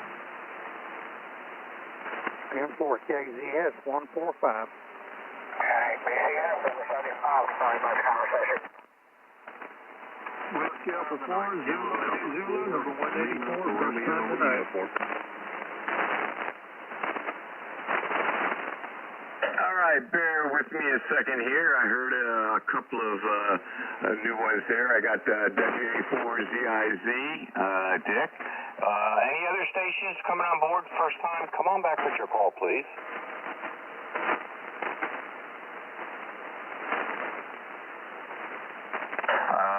No new stations that round? Okay. WA4ZIZ. Dick, good evening. Welcome into the Friendly Bunch. Good to hear you tonight. This is WA4ZIZ. Well, good evening, everyone who's on. Staticky night tonight out here, and Gary's signal was really good, but yeah, I'm watching all this lightning stuff too, but we actually had things clear out a few hours ago and had mostly clear skies when the sun went down, but had pretty good sized thunderstorms. We only got a third of an inch of rain out of that today, but we've been getting some rain the last few days that we really needed. Looks like the good rains we're going to get are going to be actually tomorrow. No, I'm sorry. Wednesday. They come in tomorrow night, and then Wednesday through Sunday, it'll be hit and miss rain for the rest of the week for us. Well, it's looking like rain. Chances of rain through Friday here, and it varies, but they're also predicting thunderstorm activity too, so I'll be disconnecting antennas. I hear you there. I'll probably be doing the same thing too once I finish up tomorrow night. Well, it's interesting, this weather. I don't know what the driving force is. It's not just the front coming through. The stuff's kind of sitting over us. But like I said, we need the rain, so I'm not going to complain. Oh, no. I won't complain about the rain. Just keep the thunder or the lightning away from us. Give me all the rain you want, but just keep the thunder and the winds away. I work with VFW Funeral Detail Honor Guard, and we had a funeral this afternoon at 2 o'clock. We were doing graveside service there, and the skies to the west were very, very dark. I was watching radar. The thunderstorms are moving along from southwest to northeast, but the whole thing was kind of easing our way. And before we finished, it started raining. But before it started raining, it was thundering. I didn't say flashes of lightning, but it was thundering. We were ready to get out of there. Oh yeah, I'm watching windy weather here, and I'm watching the front come up on Gary there, and it should be quick passing through, but we're going to keep going here until we get the okay from him that he'll be all right. Yeah, it looks like some heavy stuff hitting him, so. All right, I'll ride on for a little bit. I won't stay too late, but I just wanted to check in with folks and listen for a while, see what's going on. Not much. A lot of crashes, and but we're still having some good conversation, so no problem there. Glad to have you on board with us, and just give us a holler if there's anything you need there, and we'll turn it over to you. Okay, sounds good. Is that right? We got any other stations out there that would like to wave a hand to someone, have a question for the group, or maybe you'd like to bring up a subject we can all talk about, just say contact. We'll give you the frequency. Contact? Go ahead, Ken. A4XTX is on the base station radio now. Big difference, but I just couldn't believe at that time of the evening there, you were really making a trip up here in the mobile. That was awesome. That makes me happy. I must have done something at least a little bit right. Yeah, I was hearing you on the radio direct, but I was really surprised. The SDR that's north and west of me up in Milford, PA, really had a great copy on you. Wow, outstanding. Yeah, I just had to... trying to drum up some conversation. Yeah, we were talking about some of these old shows here. I think the good one was Tim Allen, Last Man Standing, being an avid ham operator. Right, that is a good show. I got a good show. The Time Zone. Yeah, I remember that one. How about Voyage to the Bottom of the Sea? That was another one that I liked. And there's oh Lord, there was another sequel to that. It was called Sequest with Roy Schneider.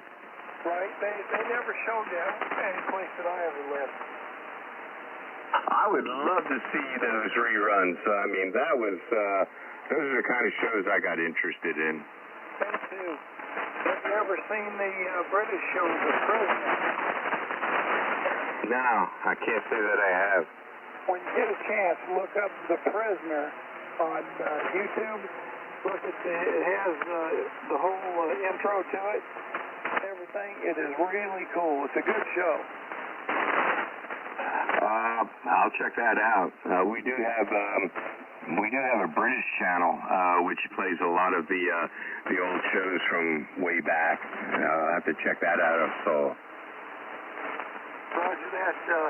I want to say it was made in the late 60s, but it's a spy drama where an agent decides he's going to retire. They banish him to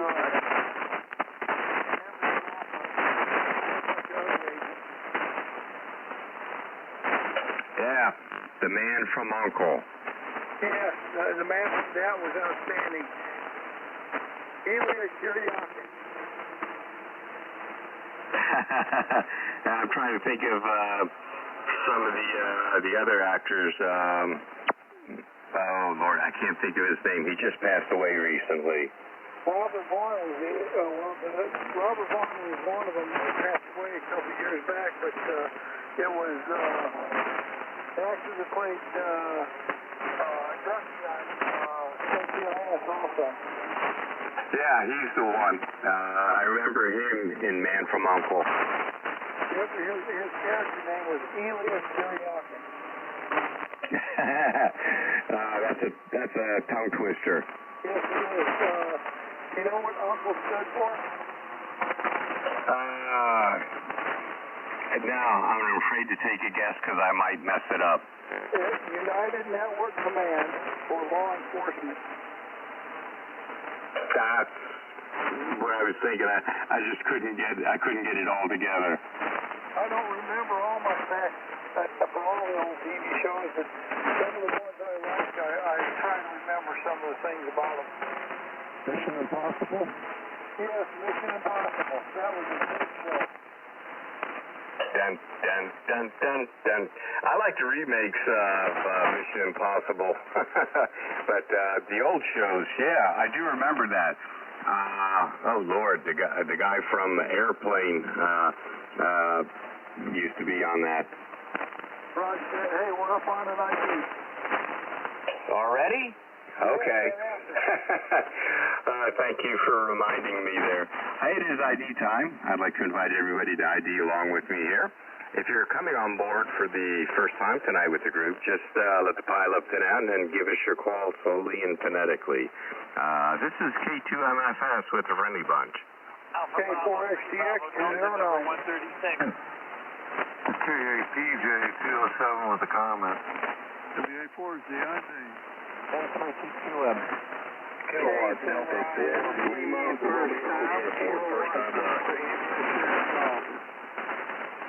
N4KZS 145. Okay, I've got KD4LRU as a first timer. Any other stations coming on board first time? Come on back with the call, please. India Sugar Golf, first time, over.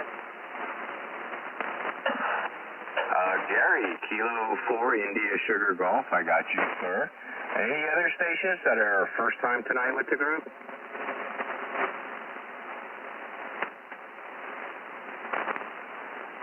Okay, nothing heard. John, you wanted to comment, was it? Yeah, real quick. What was that old show with Lloyd Bridges in it? It had to do with, he was a sea diver or whatever. Sea Hunt. Roger, thank you. Okay, that was another show I don't remember too well. All right, let me go say hello to KD4LRU. Good evening. Welcome to the Friendly Bunch on this beautiful Monday night. How you doing tonight? Doing very well here. Seems like propagation's a little down and with all the noise as well, so not helping the cause very much, but I'm hearing most of the guys okay. Hope everyone's doing good. Yeah, Joe, the band is slowly coming around. Some big storms there in eastern Tennessee, western North Carolina, and just south of me and on the Virginia coast there is giving me a lot of static crashes, but it's bearable.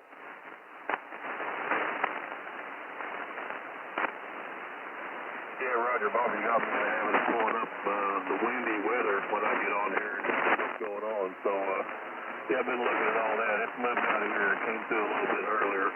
Rained a good part of the day. Last time I looked, we had about 8/10 of an inch of rain today since midnight. That's just enough what the garden needs. That'll quench your thirst for a day or two.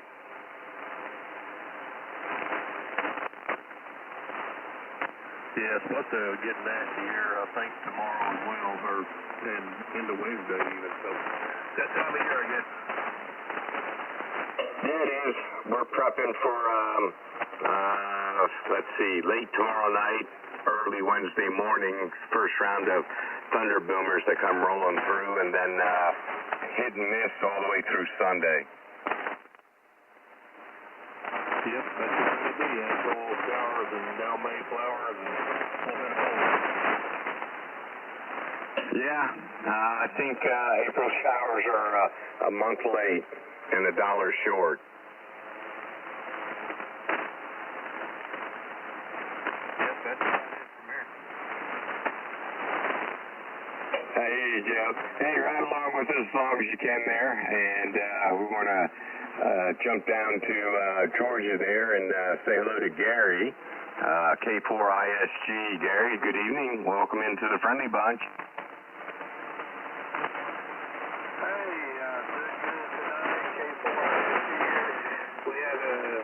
I guess probably like everybody else had a good rain today, a good little storm, dropped some water on us, but actually it's pretty nice outside.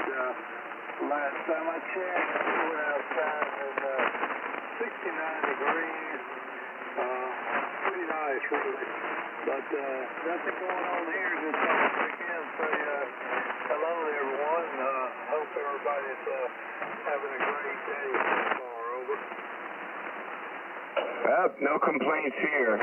I see all the nasty stuff is in Savannah, and the rest of the state is looks like clear sailing. Yeah, roger that. It's basically going to pass through us in a matter of time, you know. I mean, we got enough and then it moved on out, but yeah, it's looking pretty clear right now in our area for sure. Over.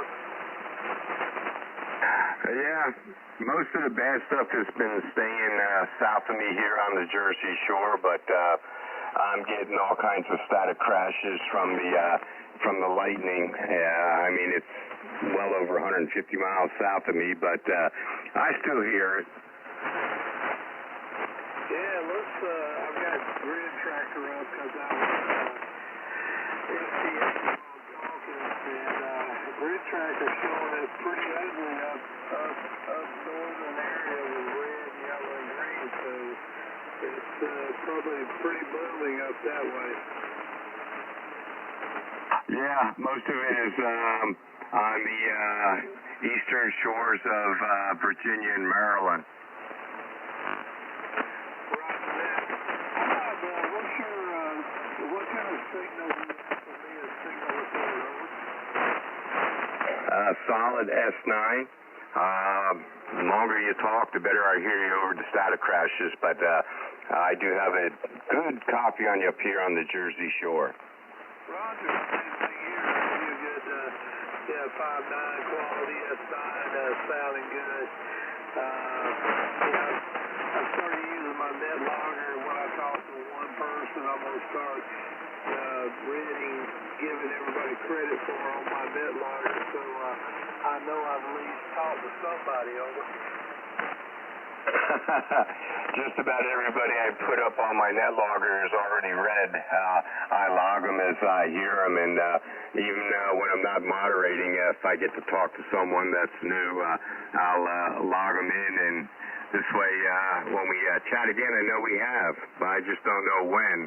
I'd have to go back to all my files that I saved to see exactly which day was our first contact, but anyway, as long as I see it read, I know we've talked before. Yeah, Roger, I was talking to Grant last night. I told him I was going to start doing that, and of course it keeps it at the bottom. You know, you save it, and it keeps it at the bottom, so you'll always have a date and time that you talk to somebody, and if you want to just transfer it over to the QRZ thing, it makes it a contact also, over. Yeah, Roger. Unfortunately, I don't know what I did to my net logger on this laptop. They don't show up down below when I log it, so I just simply sync it, and then I save it, and it goes to a separate file. So I have to go back and look at a specific date and see who all was on. I got the Pringle Bunch log myself that I started, and so over this day forward, I'll have everybody that I really talk to, and not guess at it anymore, over. Yeah, great little tool to have. Most of the contacts that I have on QRZ are basically 10 meters. I hear people out there shouting, CQ, DX, and all that. Just throw them a call out there so they can have a contact to put in. And usually I'm one of the first timers from the Jersey Shore to make contact with them.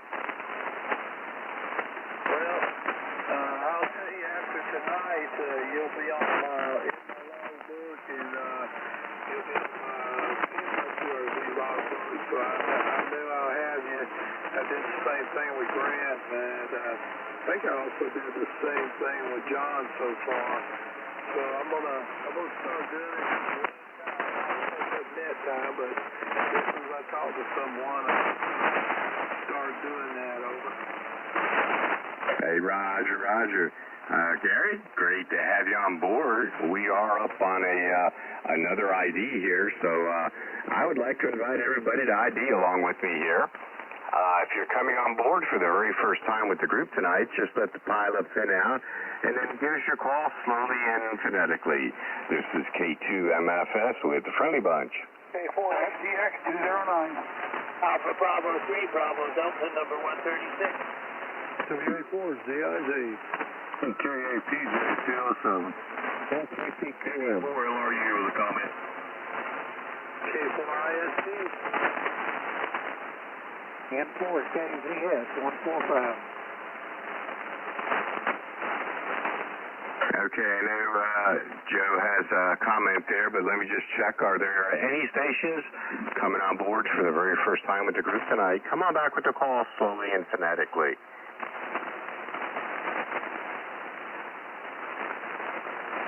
Okay, nothing heard. Joe, go ahead. It's all yours. Yeah, just wanted to give you a shout. I guess Bobby's monitoring on SDR and some form of, I guess he's on net logger. He just me put in a window to tell you how. Let's see. I'm looking. Okay, he's listening from the exit. I see it. And Bobby, if you're listening, Tracy didn't get on, so I wasn't able to relay the message for you. Okay. If he gets on, I'll relay, but I haven't heard him yet. Enjoy your time down there. Have some fun, and we'll talk when you get back. Comment. Go ahead, comment. Yeah, Mike is Gary. After the radar, and believe it or not, this traffic was coming straight at me, kind of waking up, and a clear spot was going to come over me. It looks like, and I could be clear for a while after that, and there might be some other stuff coming up later. I know you are ready to get off the air there, eat, get rest or whatever. So if you want to make the bottom of the hour there, I'll go ahead and take over. And later in the evening, if I have issues there, I'll call somebody and let everybody know. No problem. Be happy to take it to the bottom of the hour. And I know John's riding along. I don't know if he don't have internet access to log, but if he helps out, that'd be a blessing there. But no problem, Gary. We'll do the shift at the bottom of the hour.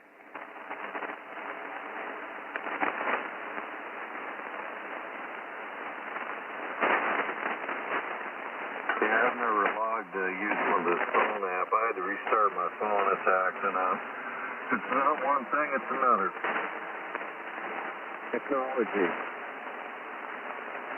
I kind of figure if Gary listens in on an SDR and he's able to log, it's not a big deal. But if he can't transmit because of pop-up thunderstorms, anyway, we just keep a paper log going or whatever, until it all passes by. But we are in that time of the year where anything can happen at any time.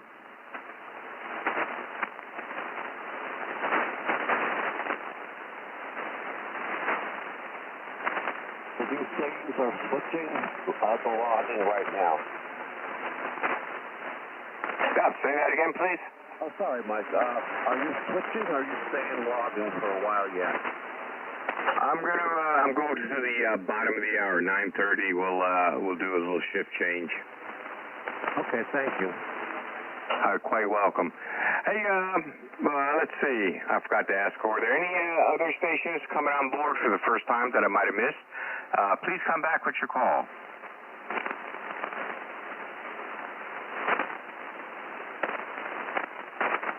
Okay, I'm not hearing anything.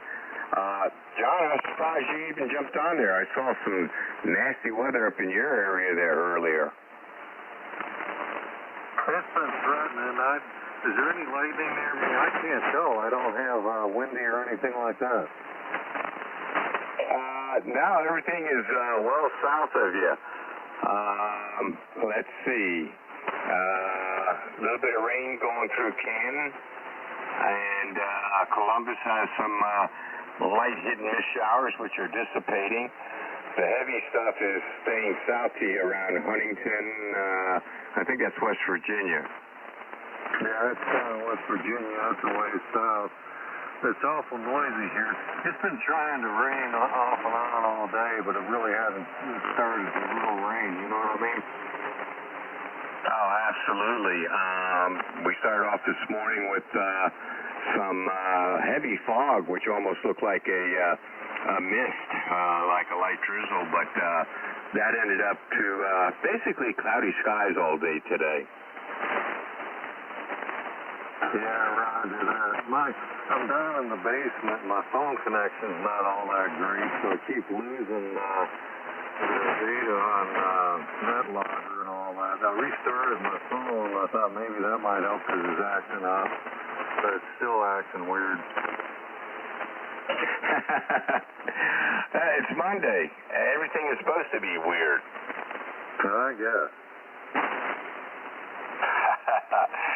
Anyway, hey, if there's any stations out there that would like to wave a hand to someone, have a question for the group, or maybe you'd like to bring up a subject we don't all talk about, just say contact, and we'll give you the frequency.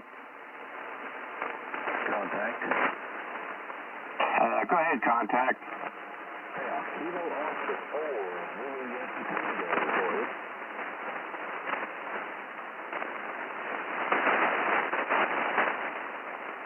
Okay. I got Kilo Oscar 4. Just give it to me again. I'm sure I'll pick it up right this time. All right. Starts with Kilo Oscar 4. The suffix is Zulu Yankee Tango. KO4 and VYT. KO4 is DYT. Hey, good evening. Welcome to the Friendly Bunch there. How's the weather around your area?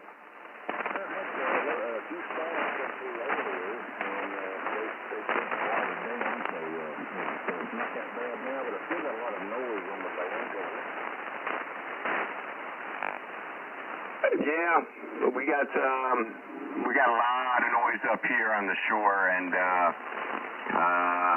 well, hopefully it'll dissipate a little bit, but it don't look like it looking at the weather maps. I'm here about 50 miles north of the Wilson Speedway, right near the Virginia Kentucky border, and just got an antenna hit just this evening. It's in Newfoundland, just 160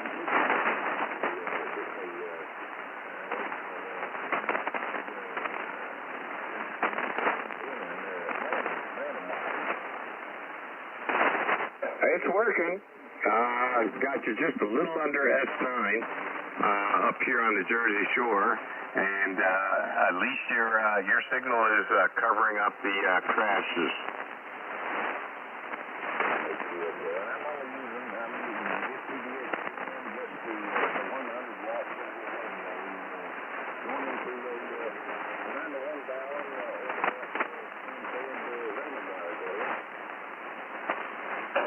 It's working very well. Like I said, I hear you with no problem up here.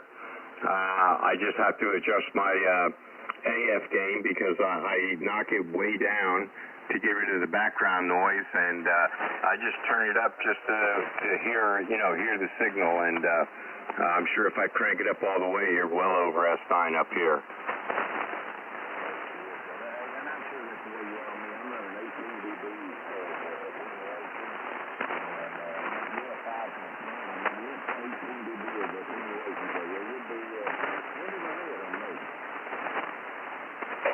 That's about what I'm set up here, 18 dB.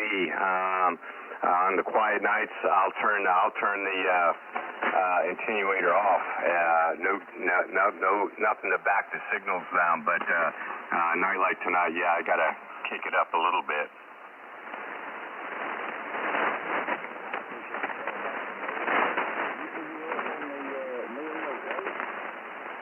I'm up on the Jersey Shore, Central Jersey, about 8 miles off the ocean.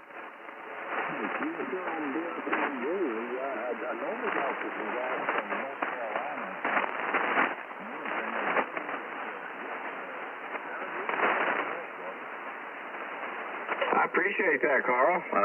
Name is Mike up here.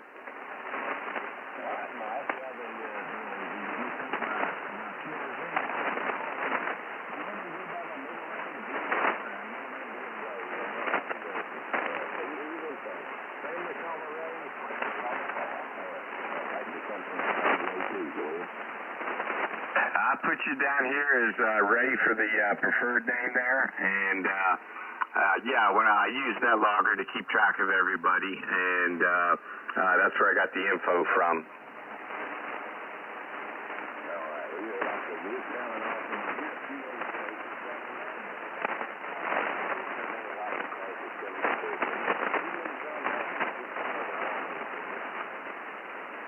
I appreciate that, my friend. Ray, if you can, ride along with us. we are up on another ID, and we're going to do a shift change and see how that goes. So hang in there as long as you can, and let's see what happens there. I'd like to invite everybody to ID along with me here. If you're coming on board for the first time, let's pile up, thin out, and then give us your call slowly and phonetically, and just ask for your patience for a moment or so while we do a shift change. This is K2MFS with the Friendly Bunch. Bravo 3, Bravo Delta, number 136. K4XDX209. CQM 164.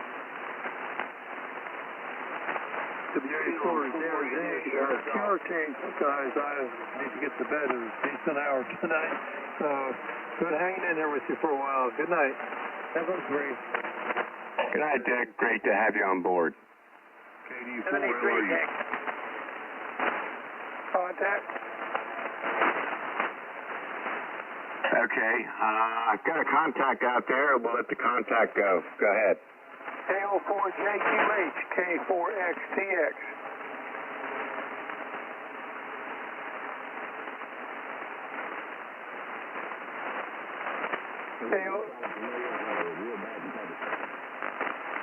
K04JQH, K4XTX. Nothing heard. Back to you, Mike. No problem, Ken. He's in and out. He might have fell asleep in his chair. But no problem. Hey, let me just check. Are there any stations coming on board for the very first time tonight? Come on back with your call slowly and phonetically, please. Kilo Juliet 4, Echo Zulu Whiskey, number 137, Jeff in North Carolina.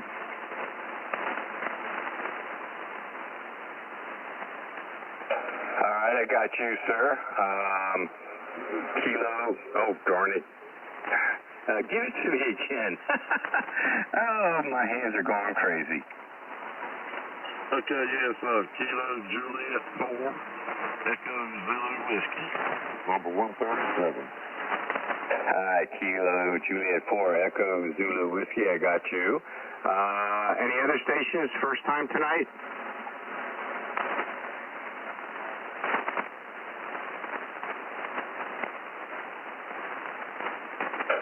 Hang on a second. Let me get rid of some background noise here. Give it to me again, please.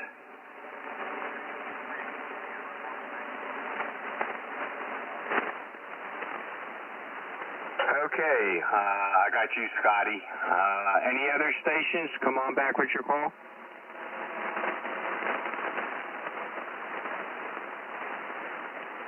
Okay. Gentlemen, let's see, EZW and SGT, hang on just a moment. I'm going to turn the reins over to Gary and for Kilo Zulu Sugar there. And Gary, while you're introducing yourself, I'll put these two calls in the logger there, and then I'll have it ready for you. All right, Mike. And I appreciate you hanging around there for me. I got storms all around me, but they're around me. They're not on me right now. Anyway, we'd like to welcome everyone to the Friendly Bunch Conversation Group. My name is Gary, and my call is November 4, Kilo Zulu Sugar. I'm located in Pine Flat, Tennessee, the northeastern part of the state. This time meets every night from 7 p.m. to 11 p.m. Eastern Time, and the mission of the Friendly Bunch is to continually improve the amateur radio community by having and showing respect for our fellow operators. We follow the FCC rules and regulations. Being a family-friendly conversation group, we welcome all general class or higher license operators to visit with us.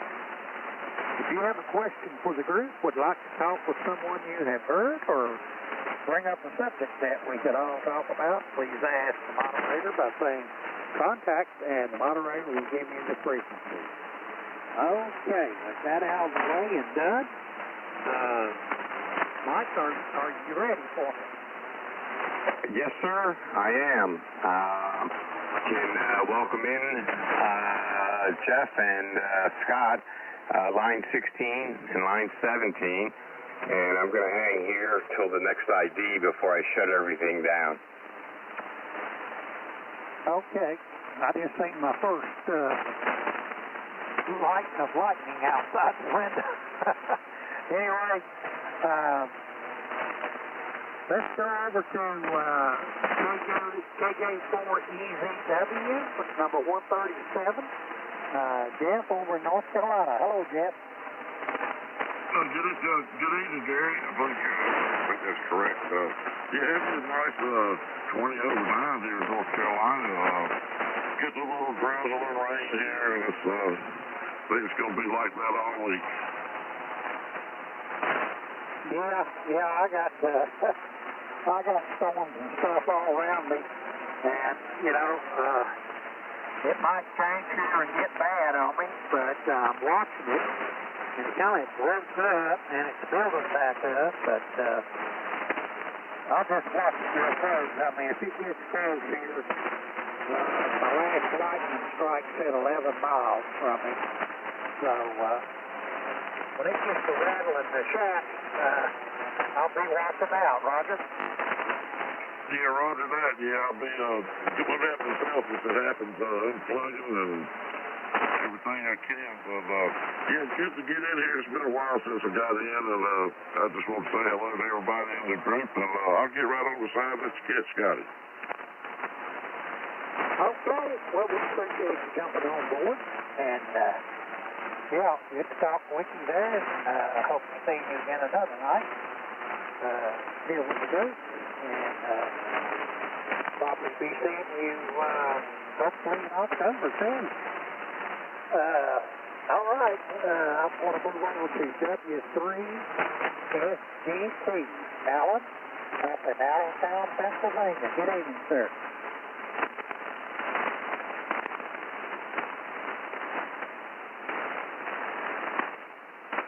W3SGT, W3SGT. Good evening. Let me relay for you there, Gary. I know I can hear him. W3SGT, Scotty. Hey, welcome into the Friendly Bunch. How are you doing, sir? Real fine. It's actually the first time I've been on HF this year. My wife had brain cancer. She got diagnosed at the end of January, so I just wanted to make sure I was working.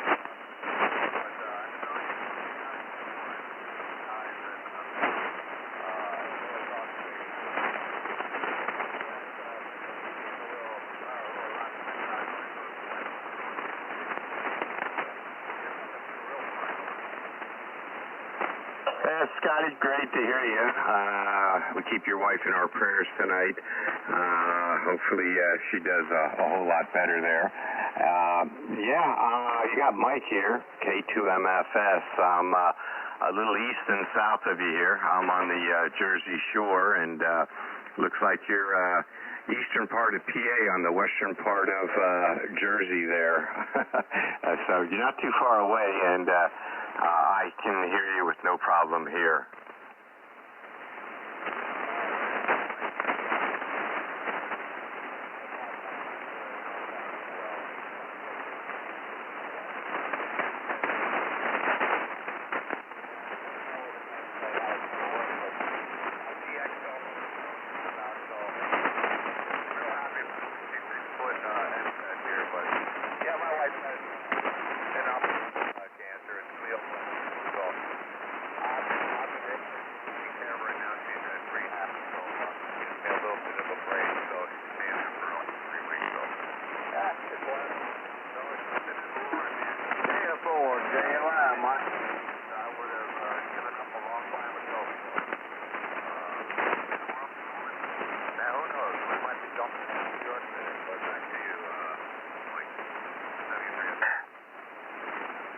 Okay, Scotty.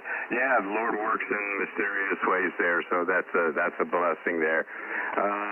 Yeah, if you can ride along for a little bit there, if you hear anything, we are a conversation group here, so we ID every 10 minutes, and it's about that time to ID again, and I'm about to get ready to call it a night, crawl into bed, get to work tomorrow, get it done, and do it all over again tomorrow night. But it's a pleasure chatting with you. Great to hear you, and don't be a stranger.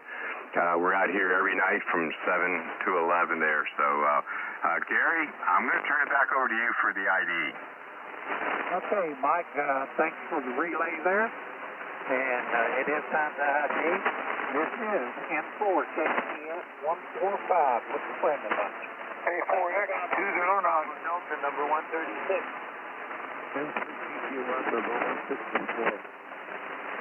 Kilo Juliet 4, Echo Zulu Whiskey, number 137. KD4, LRU. KAPJ. Airfloor DLI 66. K2, MFS 169. Gary, we're going to go ahead and call it a night there. Appreciate what you do for the group there, and we'll try it again tomorrow night and see what happens there, brother. 73, and God bless everybody.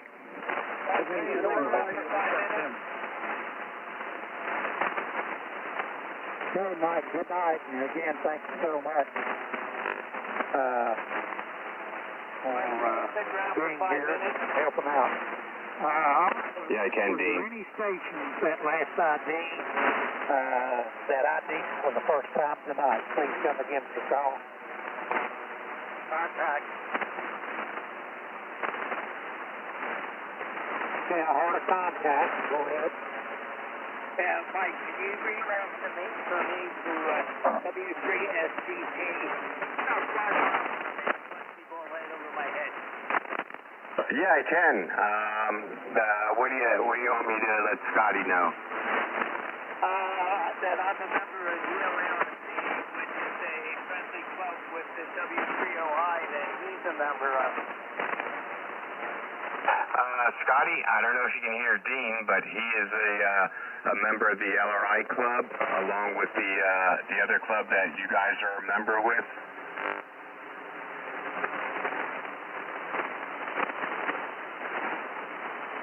W3SGT.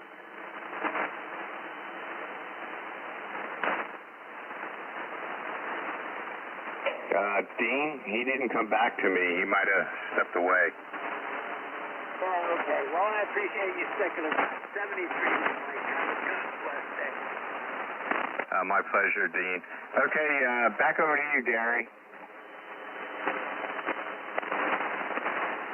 Okay.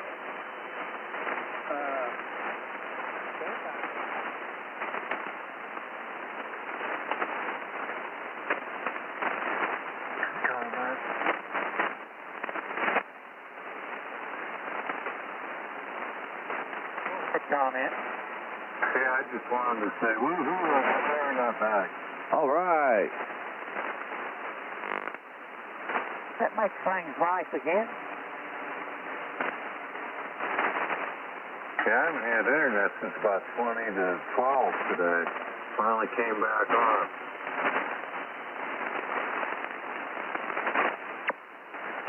Okay. I might have to break out of here in a few minutes. I don't know whether you're watching Wendy on me or not. But I missed the second one. I missed the second one tonight. But I've got another one coming up here. Moving fast, and don't look like I'm going to miss it unless it breaks up like the other two.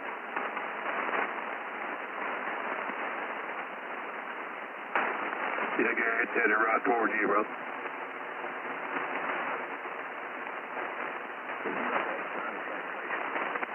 Yeah, 90 flats. Go ahead. I think it's Ray. Is that correct?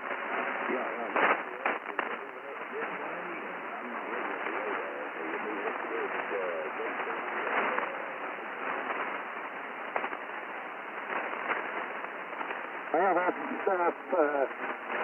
let's see here. I'm showing Hazel. I don't know, that stuff's coming, but it doesn't look that heavy on up your way there, Ray. Let's see here. But it could, I mean, eventually, it's kind of going northeast, kind of favoring the east more than north. But it moves around, it breaks up and then forms back up and all that stuff. So I've had two big cells miss me. And, but this next one looks like it's going to, unless it does something, breaks up here in the next few minutes, looks like it's going to come on. It's got a lot of lightning on it.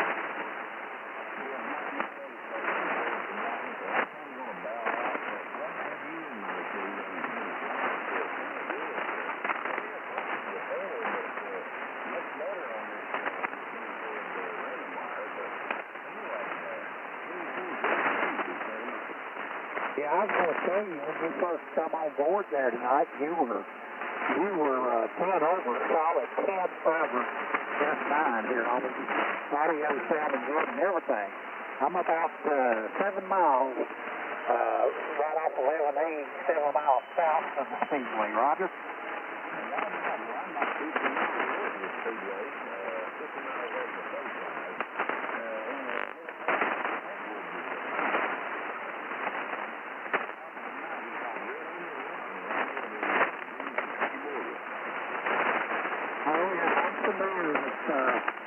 I'm familiar with all that over in there, and Pal, and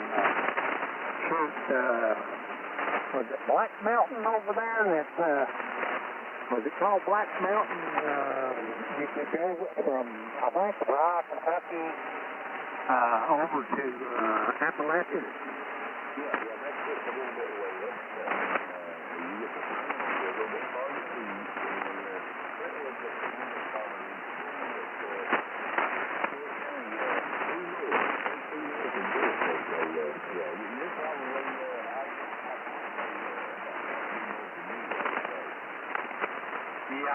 I've been over there.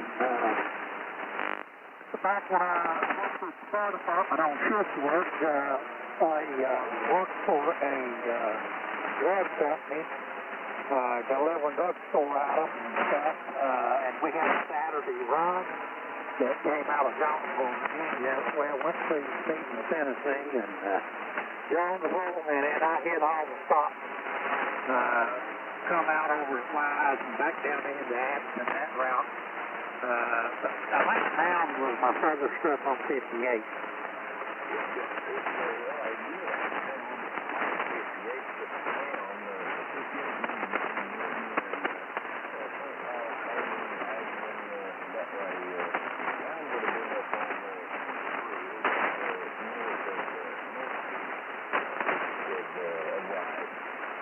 Yeah, I'm at 23. Yeah, 58 comes out of Gate City. I'm at 23 rather. I'm up there. Now sometimes we had a stop at Pikeville, but I never did have that stop when I'd go up that way.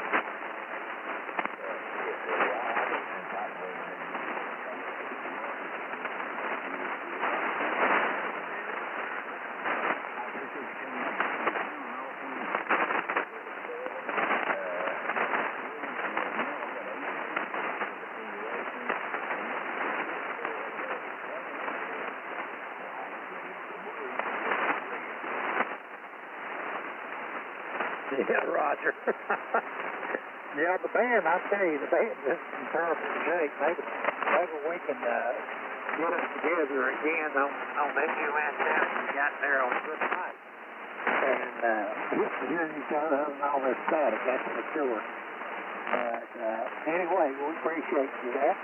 And I'm going to break with you, Ray, and it is time for an idea with the Friendly Bunch. Number one, join me in an idea.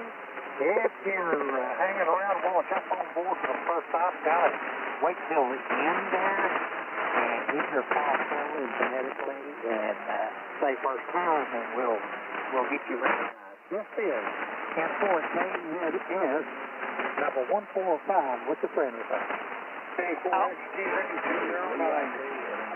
Alpha Bravo 3, Bravo Delta, number 136. Kilo Juliet 4, Echo Zone Messages, number 137. Okay, PJ. 84, LRU.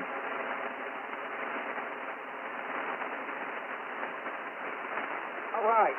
Was there any new calls for the first time in that ID?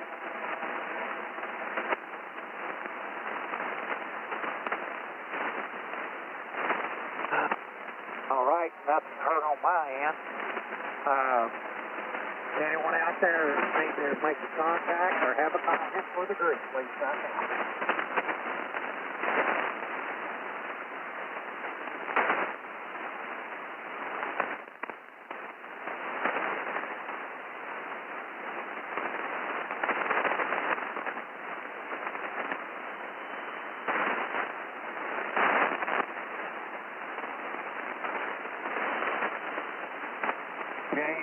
Nothing heard there. PATJ and 4K in there. Yeah, go ahead. Yeah, John, I just want to ask you, you've applied for vanity calls, is that right? I have what now? Applied for vanity calls before? Yeah, this is a vanity call, but I've had it for 24 years. Okay, I was thinking that. I was thinking, how long does it take after you make the application for one that you may hear from the FCC? Well, back when I got mine, it was 19 days was the going time frame. From what I understand, it varies nowadays. They don't look at it every day. I guess if they only look at the applications every once in a while, it might take longer than 19 days, or it could take shorter. It depends on, when you put it in compared to when they look at them. I guess they don't look at them, the applications every day. Okay. I didn't know, and I assumed that they were contacting email or text or something. But I only put in for one certain call.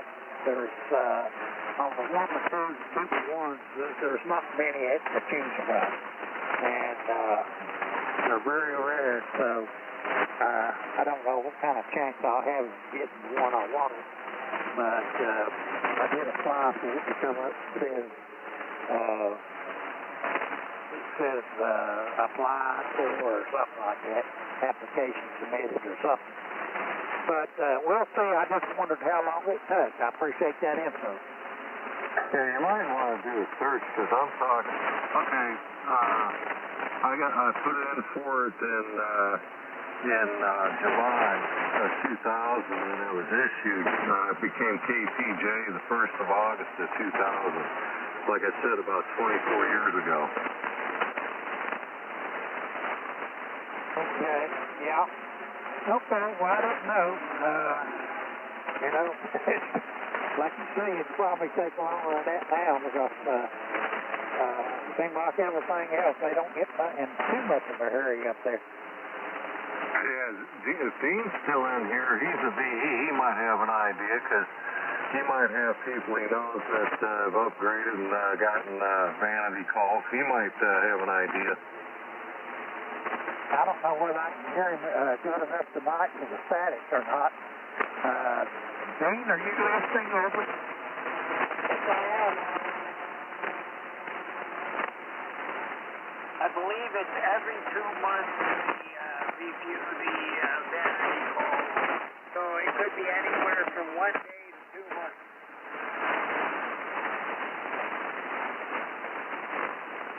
I couldn't hear him what you said. Yeah, I can just tell that he's in there. That's about it. Sorry, Dane, no copy. The static white beam. I heard you, but it was you, but that was about it. Yeah, well, all we do read it again just in case. It said, I think it's every 2 months they review them. So it could be anything from 1 day to 2 months. Relay. Go ahead, Relay. Yeah, Dean said it could be anywhere from 1 day to 2 months. He said he thinks they review them every couple of months. So it's 60 days, whatever. Okay. Well, I guess we'll just have to go on with life, and maybe it'll pop up one day. Yeah, they don't look at them every day like they used to years ago. I guess they don't have as many people there.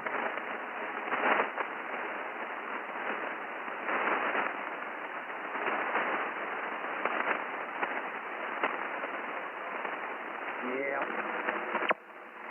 Probably right.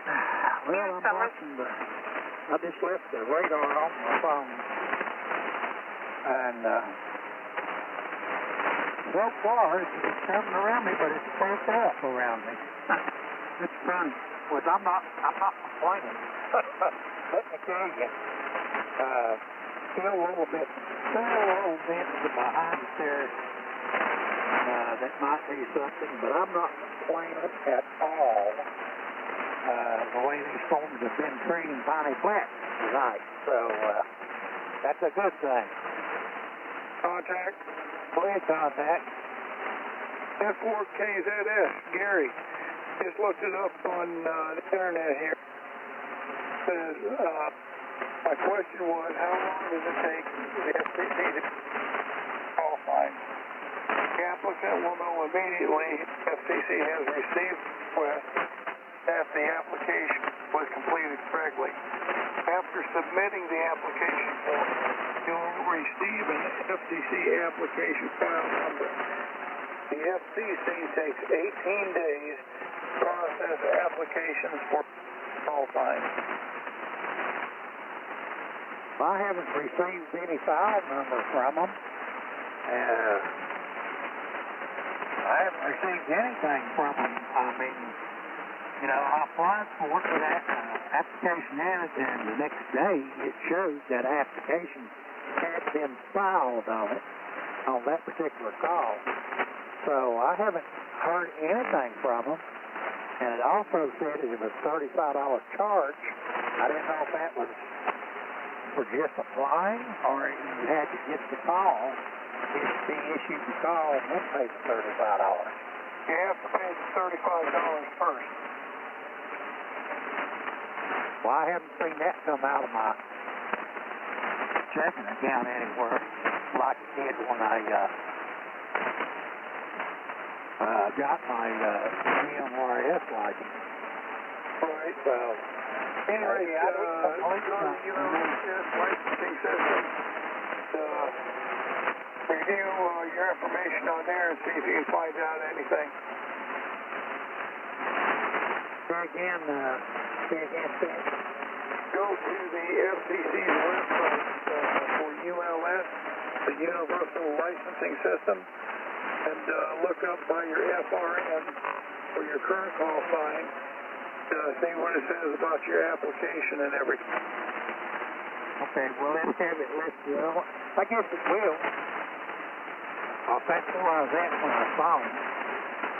Yeah, it should have your application in there that you applied.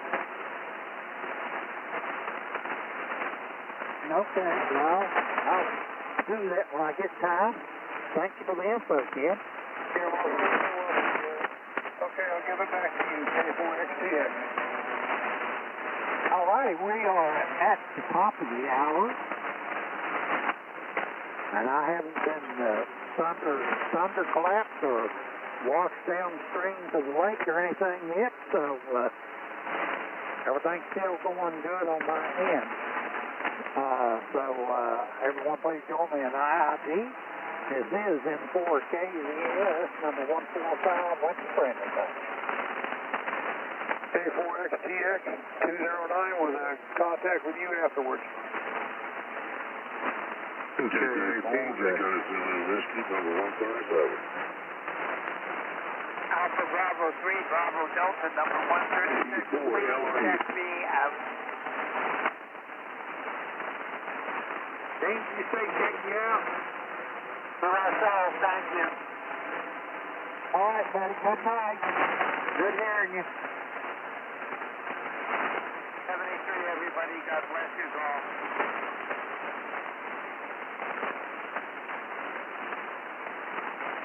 All right, did we have any indication for the first time tonight?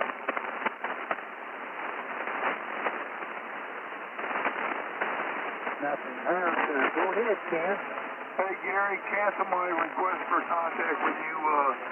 I thought I'd come across something, more information, but it applied to something else. Oh, okay. No problem.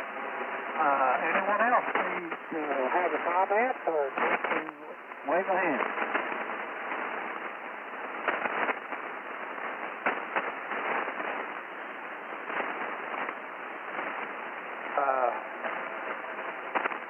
John, I don't know whether you had capability of watching the network news tonight. NBC had a video clip there on electric cars in China. They've got luxury electric cars that drive themselves that sell for $10,000. They would love, the company would love to sell them in the United States.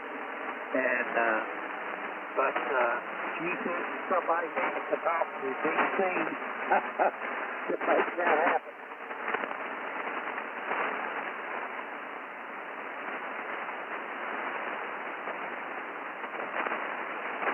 You there, John? Were you calling me? I'm sorry. Yeah, I was saying I don't know whether you was able to see news clip on Network News tonight about the Chinese electric luxury cars they're producing over there, and they sell for $10,000 US. And the lady with the company said it would be nice if they could sell them in the United States, but somebody would have to talk to somebody in D.C. about that. Okay, no, I hadn't seen that. I didn't have internet. I just had the TV going upstairs on one of those channels, you know, that shows old TV shows. But no, I haven't been watching the news all day. Okay, yeah. It was an interesting news clip. I said, well, and they showed the cars. They were nice looking cars. Big leather seats and everything. All-wheel drive, stuff like that. And when they said they were selling them for $10,000 US, whoa, there was some lightning. I said, well, I said, I would definitely take one at $10,000. But she said that the U.S. wouldn't let them import that. Yeah, $10,000 for a car, brand new. That's not bad at all. That's less than most cars. But the thing is, I wouldn't have any of these newer cars, the electric ones. I'd rather have a good old-fashioned gasoline-powered or a diesel-powered. Yep, the best is a hybrid. You can get a diesel hybrid. That really, as far as the system's working out, works the best for you. Because I've had an all-electric vehicle, and it was all right in town, running around. But it's hard to get to any road trip and all on it. I had a hybrid. I got a hybrid when they first come out, and my daughter still has that car. I bought that car new in 05, and it worked out great. It got, like 45 to 50 miles per gallon on the highway, and the way it was designed, the engine was just a power plant like a diesel locomotive, and the design, they really hit it on the head with that design. So I drove it, gave it to my daughter, and I think they did eventually put a new battery pack in it, but they found one at like $1,200. Guy come in, put it in for them. So it's still going. And they get excellent mileage on it. And believe it or not, that thing has a lot of room. We drove to Sacramento, Indiana. I had me, my wife, my daughter, and her daughter, and all of our luggage in that friend, and plenty of room. That thing just scooted on up, scooted on back down, not any issues at all. Over. Yeah, that's good, but still, I don't think I'd even want a hybrid. Call me old-fashioned. I'd rather have the fossil fuel powered vehicle. You read about and you hear about all these problems people have with electric cars and the hybrids and all that. It's like I'd rather stick with the older technology until they get things straightened out. Once they get things straightened out, yeah, maybe I might consider it, but until they improve the technology, they can keep the electrics. Like I said, on a hybrid, you'd have to really sell it to me. Go ahead, John. Until they get the electric straightened out to where it can handle all this stuff without using fossil fuels that will run the power plant and everything, then maybe it might work. But until they get that straightened out, there's no way that they can have everybody supposedly buy an electric car in the United States be able to run them. Back to you. Yeah, I agree with that. I mean, out in California, Infrastructure, if everybody just automatically went to electric cars, yeah, the infrastructure is not there for it. No doubt about that. But anyway, the biggest problems I've seen them having with those vehicles were batteries. I mean, the cells start going out, the batteries are hundreds of AA cells that are in those big old packs. I mean, those huge packs. And those cells start going out. And the Nissan that we had, the 100% electric, it had a gauge on the dash that showed you those cells. And that thing started dropping down on us. You could see that the cells were going bad in the battery pack. So as those dropped down, you started losing miles on your charge. It didn't cost a lot of money. I think our charge, the charger had a computer in it, and I inputted the cost per kilowatt that we would charge for electricity. And that thing would tell you between days how much you use to charge the vehicle. Like $7 to $10 a month. So that was good on that part. But the battery situation is just not there. And I don't think it's still not there to this date. So that's what 05 to 2005, or 05 to 2025 would be what, 20 years, I guess. Anyway, it's been quite a few years since the first ones were out, and I don't think they've done that much to the battery. We got an ID here, kind of flipped on me. This is the Friendly Bunch Conversation Group, and this is M43VS number 145. K4X.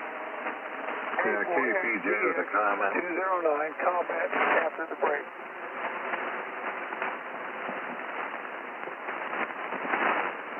Okay, any stations for the first time? Hey, KD4 LRU, line 13. Check me out, please. I'm on. Have to call tonight. Okay, Joe. Good hearing you tonight. And, yeah, take it easy. We'll get you someone checked out here. 73 speed. Everybody, guys, have a good night. I'll see you tomorrow. 73, Joe. Take care, Joe. Good night, Joe. Okay, John, you was the first comment. Yeah, you know, California, they're supposed to have, they aren't going to be able to sell any new cars that are other than electric, but during the summertime, they already have rolling brownouts and blackouts because of people trying to run their air conditioning when it gets hot. Can you imagine with all that extra load on their power grid? We don't have the infrastructure. We don't have the power grid to handle all these new electric cars. Oh, yeah, we don't. That's absolutely right. And the fact that anyone would think that everybody should change over to electric cars, you know, a large percent of the people in the country to do that at one time, which it's like, yeah, it would shut everything down. Yeah, if they go down, I mean, I'm sure that there's other areas that would go down just as well.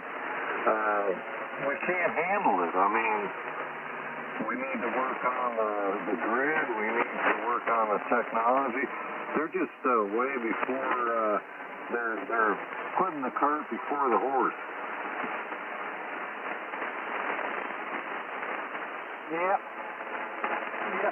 And I'm showing ISWR. Yep, stand by a second.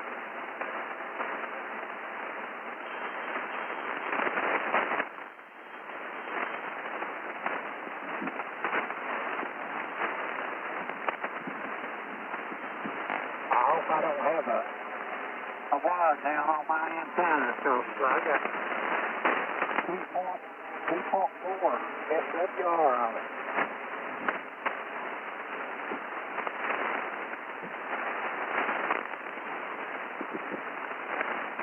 I didn't start out that way. I was flat.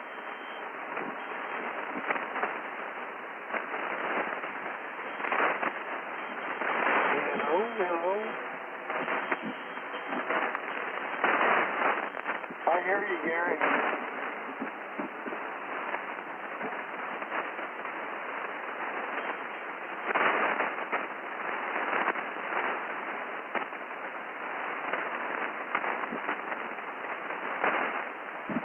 Good contact. Hello? I back the power down. Still hear me? Gary, this is Ken. I still hear you. Gary, I don't want to run a lot of power at the answer if it gets too much, this amp is shut down. But I backed it down to about 3 watts out of the radio, but I'm still pumping about 400 watts at peak talking.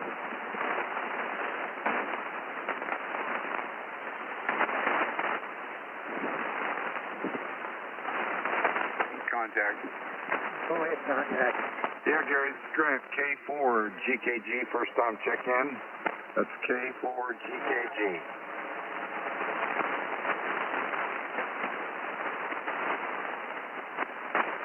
Hello, Grant. Good to hear you.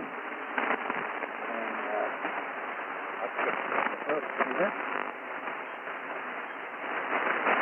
Well, I had you in there for a minute, Gary. You kind of faded out on me. Are you still there?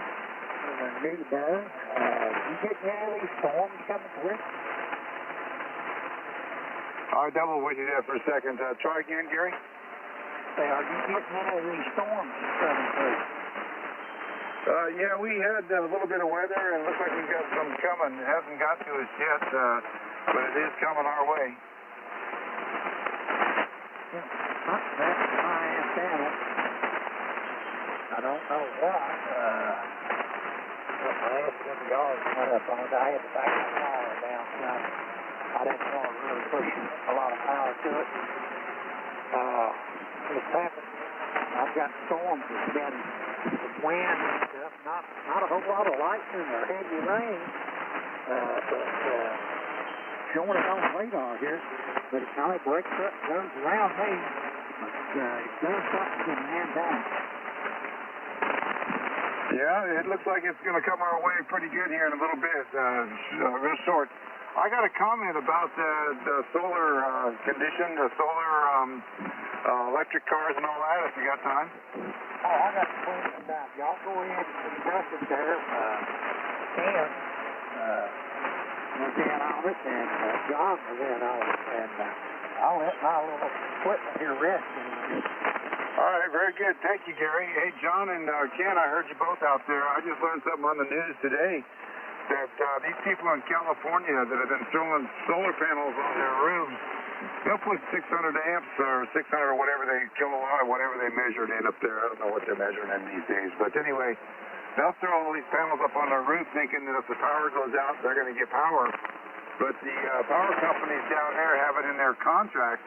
Unless you sign a different contract, your power goes into the grid. So when they get a power failure due to a storm or whether a car punches out something, a street light, and that turns the power off on your grid, you're going to be thinking you're going to be all right because you're going to have power and everything, but you're still on the grid, and all your energy that you produce goes into the grid. They just give you credit for it. So they're selling a bill of goods to a lot of these people that think they're going to be a little bit independent, and I'll let you guys respond. Keep forward, GKG. Yeah, that's special. No, that makes sense, but the thing is, that just shows you got to read the contract, read the small print. Yeah, they may be throwing these things up there, at minimal cost to you. But then when they got to be maintained in 10 years or whatnot, who's going to be picking up the tab to do that? Are they going to do that again? Probably not. And like you were saying, I think I heard also on a Discovery Channel that in order for us to meet the electrical goals that this Biden administration has established because of the 2013 deadlines, it would take about 110 years to put enough solar energy up and around the country to meet those goals, and that's just ridiculous. Yeah, Roger, that plus the demand's increasing every day. Yep, and what I find really hysterical, if that's the right term, is that a lot of these places that they have these car charging stations now, they're all being driven by diesel generators. Like the car comes in, if it's vacant, the generator shuts down. But as soon as a car pulls in and hooks up to the connection to the charger, the generator kicks on. So they're just chasing their tails right now. It's all political propaganda and corruption.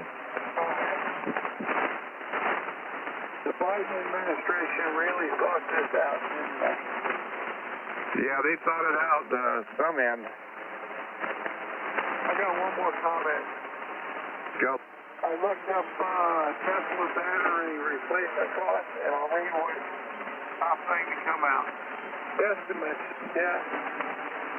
That the batteries for the Model S cost between $12,000 and $15,000. After labor charge, the total repair cost is about $20,000 to $22,000.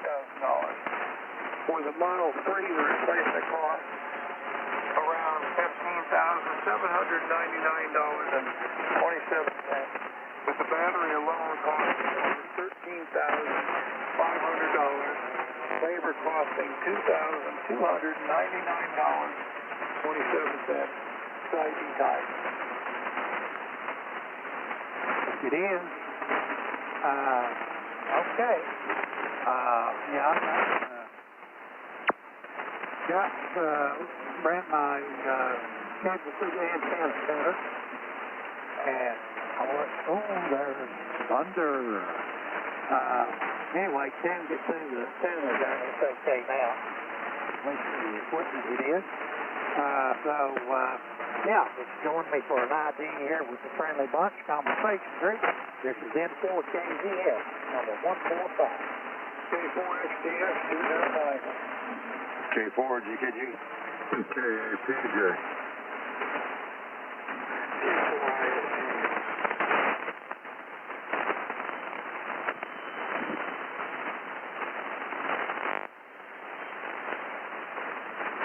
Contact.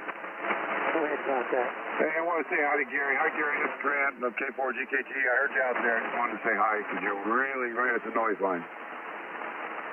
Yeah, man, I got you in there. And thanks, everything confirmed up on QRZ with our contact of it. Oh, very good. Very good. I'm glad that got worked out for sure. Boy, for a minute I spaced. I'm going, oh, who was that? Who was it? And I'm spacing, and finally it came back to me. The good news is it came back to you, right? That's right, yeah. Yeah, I was having a moment yesterday. I was on my off day. I was off my game. I wasn't with it that much yesterday. I mean, I was, but I mean, as far as the radio stuff was going, I was like in a cloud somewhere, I think. I don't know.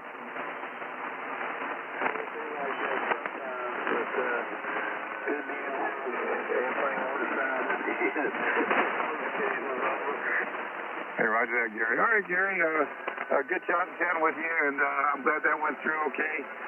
Anytime I can do anything like that for you, just let me know, for sure.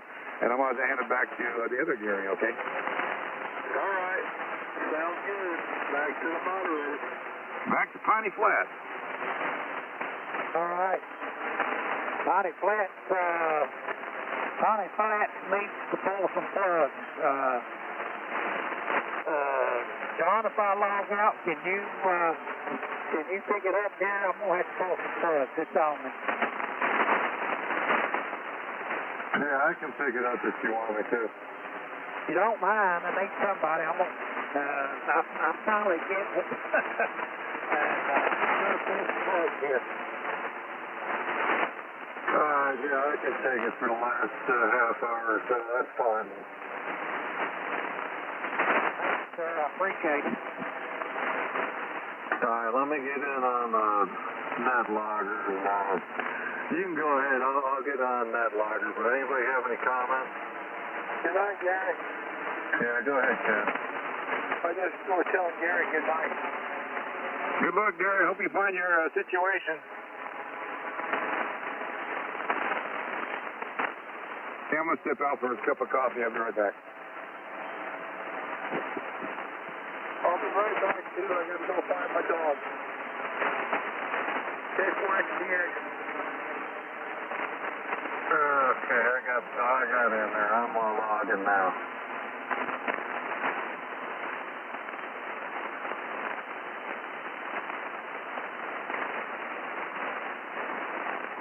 Since we changed moderators, I might as well go ahead. Okay, let's all you guys know that my name is John. My call sign is KAPJ, Kilo 8 Papa Juliet. And this is the Friendly Bunch Conversation Group. We meet every night from 7 to 11 Eastern Time here. The mission of the Friendly Bunch is to continue to improve the amateur radio community by having and showing respect for our fellow operators. We follow the FCC rules and regulations. Being a family-friendly conversation group, we welcome all general class or higher licensed operators to visit with us. If you have a question for the group, would like to talk with someone that you have heard, or bring up a subject that we could all talk about, please ask the moderator by saying contact, and the moderator will give you the frequency.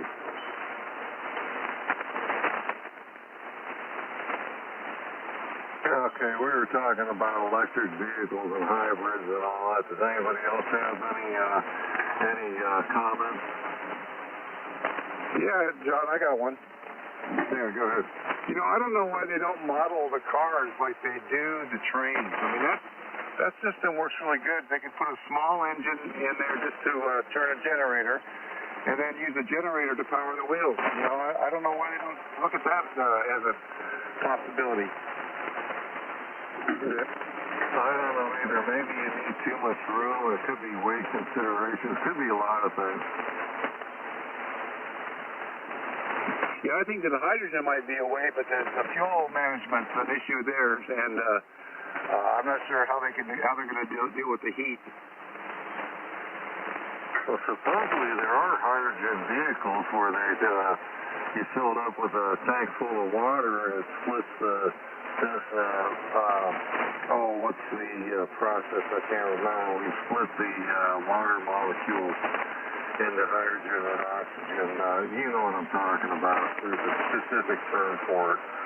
But I haven't heard much about them working with all that much, but it takes real high voltage to do it, I guess.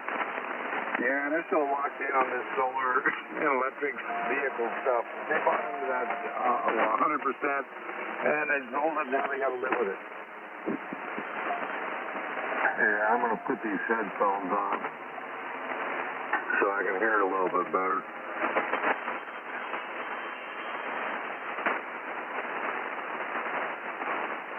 I think a little bit of this storm activity that's forming up over us was caused by the solar event. I don't know. It could be. We got another CME hit today. It's not a real bad one, but we got a little one. It might be causing us some of these problems. I don't know. Boy, they have been pretty persistent, though, over the last month. Yeah, that's true. Oh, by the way, we got one of our guys from the local shop down here. He's going to be meeting, he's going up to Hamquest, whatever it is. Oh, Hamvention? Hamvention, yeah. He's going to make the drive all the way to Ohio and do the Hamvention. Oh, that's cool.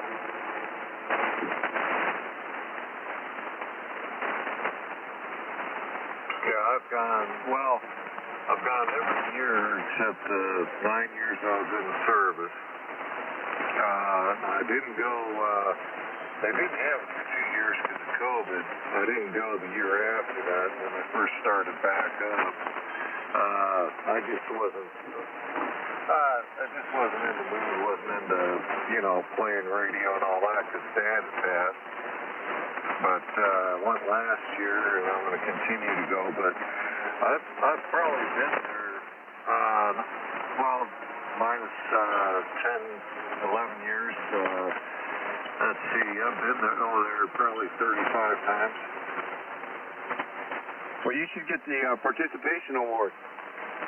Oh, there's some guys that have been there even longer than that and go every year. Yeah, that's probably true, but you're pretty committed though to make that many and only miss that few. Well, we always just lived within the state, Dad and I and all that. And I had a sister that back years ago, she used to live not too far away. We'd stay with her that weekend, and we'd head up to the Harris Arena back when it was north of Dayton and Trotwood. And but anyway, all that of course has changed. But I'm only like hour 15, hour 20 minutes away one way. How come you're not taking your RV? Because they have you parked in a grassy field, and I don't want to get it stuck. You're thinking it might get wet. Yeah, it usually rains on that weekend. But I already got stuck, partway stuck in my own yard. That's that front wheel drive. Yeah, it's light on the front end, all your weight's in the back. Well, that just the way the traction works on it. They say it's easier to pull yourself out of a hole than push yourself out of one, but there's something about mud and stuff. When you try to get traction, you got to have the weight right and all that other stuff. Yeah, roger that. Well, it's that time again, break with you. This is K8PJ with the Friendly Bunch Conversation Group. Everybody go ahead and ID. If you're coming on board for the first time, please give your call sign slowly, phonetically, and indicate first time after the pilot. K4, GKG. K4, IST.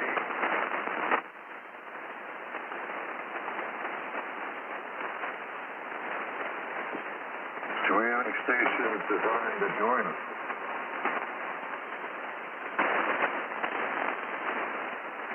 Anyway, Grant, I parked my RV. I got a slot that's up top of the driveway by the big, I got a 1,000-gallon propane tank. And I have the RV between the propane tank and the house. Well, it came out, and it's right on the edge of the hill, the propane tank. They wanted to level it out, so they had to bring a truck with a hoist on it and all that. Pick up each end and put more new blocks under it and all that to shore it up a little bit better. But I put the RV down in my yard towards the road, and it was kind of damp down there. Once they were done, I tried to go forward, and I ended up making some ruts, and I was able to back it up out of the rut and then go forward and get back on the road. Yeah, the thing to do there is figure out what you got to do to get out. That's why I like dualies. That's why I like my RV, because it was basically a 2.5-ton, I believe, chassis that the RV was built on. It was a Class A, but it was only 24 foot long. And with the dualies back there, you very seldom ever got yourself in trouble. Yeah, roger that. I saw this Super Seat oh man, I'd love to have it. But it's four-wheel drive, and it's built on an international frame. I forget what engine's in it, but it's a good-sized diesel engine. Yeah, I saw a Mercedes one, the one they use down like in the Sahara for that big race they have down there. And that thing's a monster. They might be small compared to U.S. trucks, but as far as RVs go, the four-wheel drive, I think it's even a dually on the, I don't think it's a dually on the back. I think it's just big balloon tires, but that thing's huge. Roger. I can't remember the name of the company, but anyway, on the Destination America channel, they have this show called Extreme RVs. I don't know if you've ever seen it. But there's this, they show some of these RVs that are four-wheel drive, they're real rugged and all that, and you wouldn't believe some of these RVs, but you're talking $500,000 on up. They start at like $500,000 and go up in price from there. Yeah, that's a big jump of, see, I can't even talk about it, a big bunch of money to drop on an RV, it seems. But I had a four-wheel drive van that would go anywhere just about. The only thing that was the problem with it was it didn't have enough body clearance because I didn't have it lifted or anything. It was just four-wheel drive. Yeah, roger that. I'm trying to remember the names. I'll have to, let me Google it one of these days. I'll get back with you on the names of these RVs. They got websites and all that. But they're humongous. Well, they're within, the limits of driving on the roads and all that, but they got the humongous tires and they're four-wheel drive and, got all these big diesel engines in them. They even have spare tires hung out on the outside of them. I mean, they look pretty neat. They look like a tank. Yeah, the problem with those is you got to climb 6 steps to get up into the thing, though. Just to get into your house, you're climbing a set of stairs. Yeah, that's true, too. I want something I can just, step out of. If I'm going to go four-wheel, and, I'm not taking my camper with me, I don't think. Yeah, I agree with you on that. But, if you win the lottery or something like that, if you had the money, what the heck. Yeah, there you go. You got a little extra coin in your pocket. Comment? Go ahead, comment. Yeah, all those RVs are all watching channels like too, and you got to look at it and the ones that specially build that are, stuff like that. The guy that's making them, I believe he can't, there are people order them, and so there's a order too. Yeah, you gotta wait a while, because I guess they custom make them, you're right. Yeah, and it's, a lot of the inside you can do it like you want, but the outside is still robust, and four-wheelers people who like to do that kind of stuff. But you watch the channels and what they'll do. Yeah, I saw one where, it can't be tooling down the road with it extended, but granted, actually has it where it'll raise up the top of it, and you actually have an upstairs. Yeah, that's like the ones that I've seen. I've seen that Discovery Channel as well with the Extreme RV. Some of them are just outrageous. Yeah, they are. The most important thing you can do about an RV, and unfortunately you don't learn it until after you've had one for a while, is how are you going to really use it? A lot of people think they're just going to jump in the thing and they're going to go RVing, quote unquote. Well, there's lots of different kinds of RVing. There's dry camping, there's RV parking, there's state parks and stuff like that where you've got partial facilities, and then you got the weather to deal with, and a lot of people don't even take these things into consideration. But boy, once I found out I don't know what kind of RV I wanted to do, I made sure I had the vehicle that matched that instead of trying to match the activity to the vehicle, it didn't really fit. Roger. Well, I got this mostly to go be on the road to go visit people, pull over, for a night and camp out for a night, maybe two at the same place, pack back up, get back on the road. And that's it's suitable for that. It fits in a regular parking spot, which I love. And of course, it's not four-wheel drive, but I'm not going to be driving it during blizzard conditions. At least I don't plan on it. Yeah, that's never a good idea. Yeah, my problem with the big bus after I got the Holiday Rambler was there was a lot of places I couldn't get into because they weren't allowing anything over a certain footage, like 27 foot or 24 foot. And so they restricted me from going into a lot of places that I would have gone into normally because I wanted to see that area, but I couldn't do it. I had to park the RV, find a place to store it, or set up in a camp somewhere else, and then drive the Jeep to that other location and make it a day trip instead of being able to enjoy it overnight. Yeah, roger that. Well, you know what I got, and that's basically what I wanted it for. I mean, go and see people, not necessarily go to a campground, but I can boondock, I can dry camp, I can, or I have the hookups if I want to go to a campsite, I can camp out for, for a period of time. It's pretty versatile what I got. I got two questions for you. One, is your bed elevated so you've got space underneath it either for storage or for like a couch or something? And number two, do you have a shower, either an inside shower? Yeah, yes on both. It has the couch in the back. It actually, you got a button, it's got a motor that lays it down flat, and then you can add a little bit more length to the bed. It makes a queen-size bed, and it is elevated. In fact, that's where the radio and the amplifier and the battery and all that is under there. Plus, I got storage area under there. And yes, it has a combined, it's a wet bath where you take a shower, but you got to straddle or sit on the commode to take a shower. Yeah, they'll do in a pinch. It beats not having anything at all. And then sometimes when you get to some places, you can set something up outside, or they'll have, like in the parks, they'll have all the state parks and stuff. A lot of them have showers. But it was really nice to have everything in one big vehicle when we were traveling. But we did a little bit more, glamorous camping than roughing it.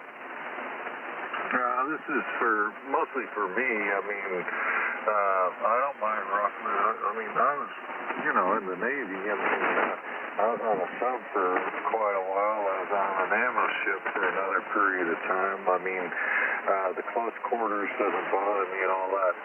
Anyway, let me get this idea out of the way and we'll continue. This is K8DJ with the Friendly Bunch Conversation Group. Please identify. If you're coming on board for the first time, give your call sign slowly, phonetically, and indicate first time after the pilot. K4XTX209. K4IST. Alright, do we have anybody new coming on board that time?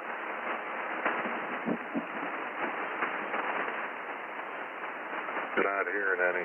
anyway, yeah, I just, I could have one other person with me comfortably, but I always looked at camping where, you don't have everything like you have at the house. If I want to, I could go to, like a Flying J or one of those other places, and I can pay for a shower if I want to take a long shower, or I can take a shower using the water that's in my tank. You just got to take what we call a Navy shower, where, you take a quick shower, you turn the water off while you're soaping. You know what I'm saying. But to me, camping, that's kind of like, you don't have everything like you have at home. You got to rough it. But you said glamping. I kind of got a chuckle out of that.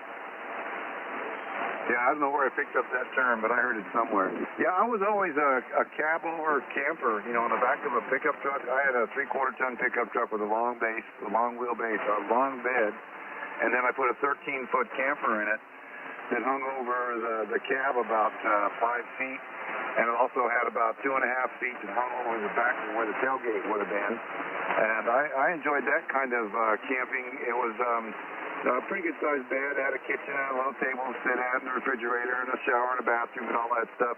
The problem with that is today, by the time you get done buying your pickup truck and you end up buying a good camper to put on it, you're into $100,000 plus, like maybe $140,000. Whereas you can get into a van like yours and you can be done completely with $80,000. Yeah, well, they cost a little bit more than $80,000, but plus, I think I have more room in that little Class B that I got compared to what you would with what you're talking about. Yeah, and that was the other thing about the 37-footer. If I wanted to have company over or something, I had to break out the couch, make it fold it out, made a bed, queen size bed. But they were right in the middle of your living room at that point, and I didn't really like that.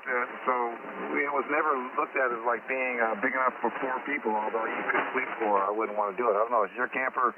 You're probably basically set up for 2 people at the most, right? It says you can do 3. You can buy it an option. It's this bed that you can put across the front seat and make a bed out of that up in the cab.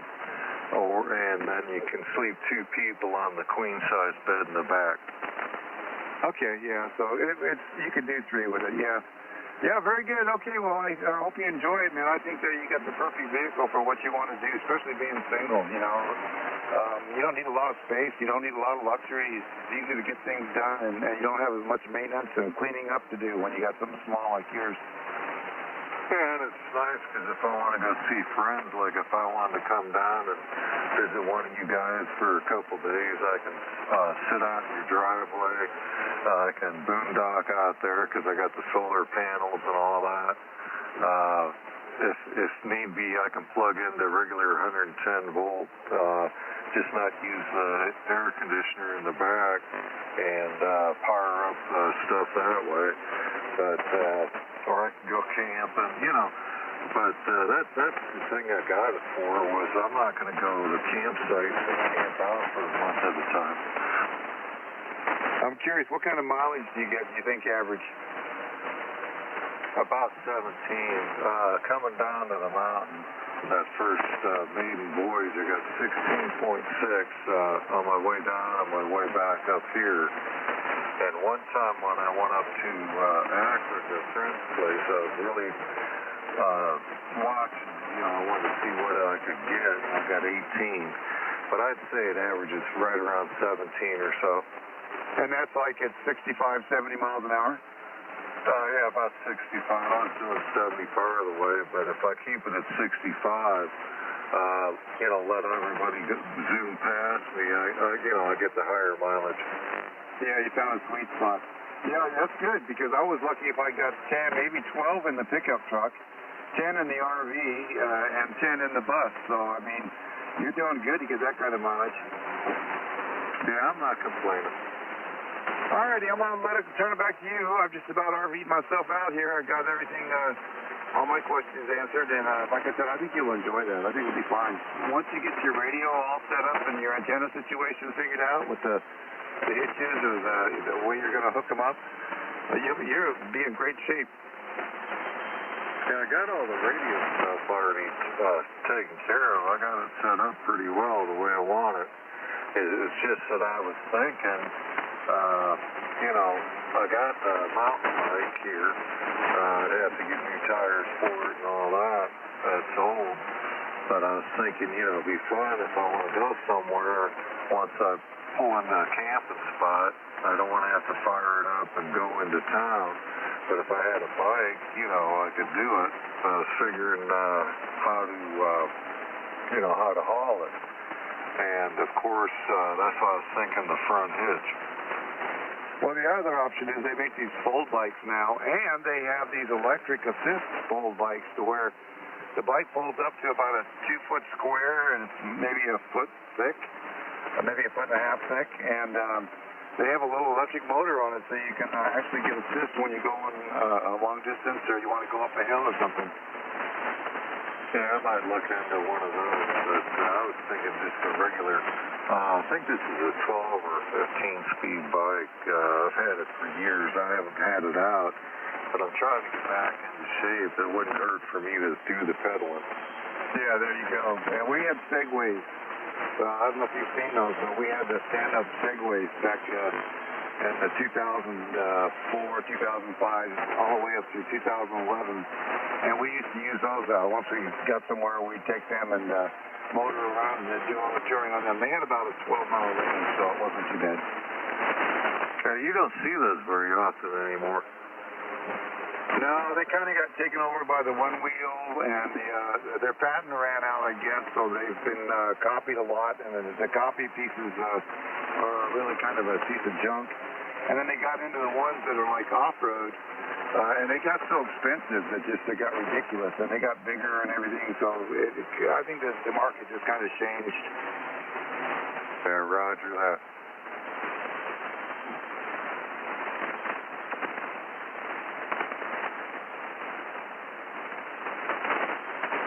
K4XTX. Okay, PJ, K4XTX, go ahead. Yeah, those pictures I sent you, that deer was maybe 25, 30 feet away from me. Roger that. W3WI, Bill has come right up to him in the backyard, got right up to the house. Well, they come pretty darn close. Basically, that's looking through the kitchen window across the enclosed porch through the screen. There's a little pathway that comes up that's, I'm not sure how wide it is. Probably about 8-10 foot at the most, and it's right on the other side of that. Where all that tall plants are, that's where the septic tank is. That's where the covers are for the septic tank, is where it's standing. Roger that. I think it's so neat when they do that. I wish I could get them to come up here, but unfortunately my dogs would run them off. Yeah, roger that. Well, I got that ravine on the other side of the ravine up on the hill. I've seen as many as 8 or 10 of them. When it's first light in the morning, looking around, a whole group of them. I've seen that in the past.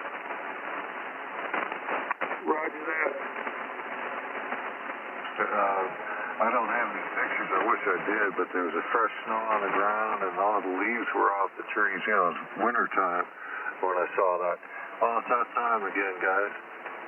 This is KATJ with the Friendly Bunch Conversation Group. Everybody go ahead and ID. If you're coming on board for the first time, please give your call sign slowly, phonetically, and indicate first time after the pileup. K4 GKG. K4XTX 209.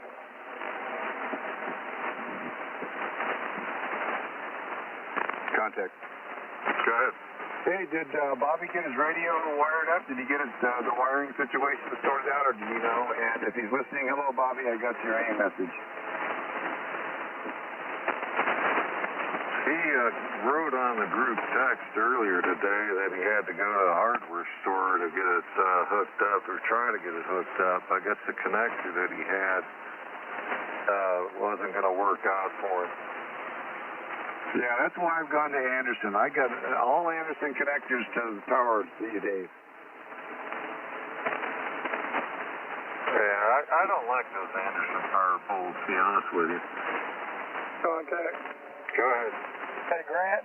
I don't use the Anderson power poles. I bought all the Anderson power poles, bought the crimper for them, put them on, installed them correctly. They are not, for my situation and my usage, they are definitely not a secure way of hooking up power mechanically. Are they coming loose and arcing on you, or what's the situation that you're having? They just don't fit tightly.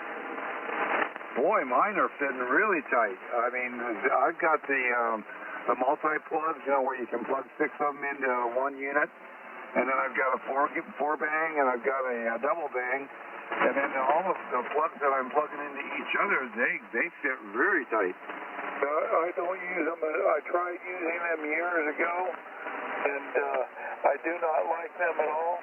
And yeah, I've still got the crimper for them and everything. Still got some around here somewhere, but I definitely do not like them. Not at all. I like a good solid crimp on a ring terminal or a butt splice or whatever it takes to make it work, other than Anderson power poles. Well, I'll have to keep an eye on mine and see if I have any issues later on, because, like I said, so far I endorse them fully, but I've had good luck with them too. So, and nothing gets really moved around that much. You know, the ones in the vehicle, they're pretty much stationary, and the ones behind in the shack, they're all stationary. So, nothing's getting shuffled around too much. Yeah, everything that I wire electrically, I always wire it solid. With no pole apart connections whatsoever. Well, they seem like a better alternative than those rubber ones, that's kind of rounded ones that have the male that sticks out and the female that sticks out. I've had an issue with those, the way it came out, the way the unit was wired. When you left the battery unplugged, the exposed terminal was the hot wire, so it was short out against ground as soon as it touches ground, so I didn't like those at all. Now, that might have been just a weird occurrence, but I thought the Anderson was better than those plugs. They probably are better than those. Like I said, I like wiring everything solid. I don't like the chance or any idea, inkling that anything could pull free from vibration or any other reason. Yeah, that makes sense. Yeah, when I was doing electronics back years and years and years ago, it was the same way. Everything was soldered, and then it was heat shrunk, whatever the term is, and good to go after that. We didn't use anything but full connection soldered wires. I had to go to soldering school. I would love to go to soldering. No, you wouldn't. Yeah, I would. It was boring. I mean, it was a week long. I mean, 5 days of soldering, but we didn't even do anything like on the boards, you know, what are they called now, the little micro stuff. That wasn't even available. Everything was pretty much wire to wire or wire to circuit board. I would love to learn how to do surface mount technology. Man, you got to have good eyes. I look at Danny's selection. That's our local guy here. He's got goggles that magnify like 100 times, and he's still, I mean, some of these resistors are as small as hairs. That's absolutely crazy. Yeah, he handed me 3 resistors one day. He said, hold your hand out. And he dropped something in, and I couldn't even see him. And I was wearing my glasses, and there was nothing in my hand, but there were 3 resistors there when I got his magnifier out. I made the mistake years ago. I had an ICOM, I think it was a 2720 mobile. Something, I can't remember what went wrong on the control head. When I got the replacement part for it, it was just a little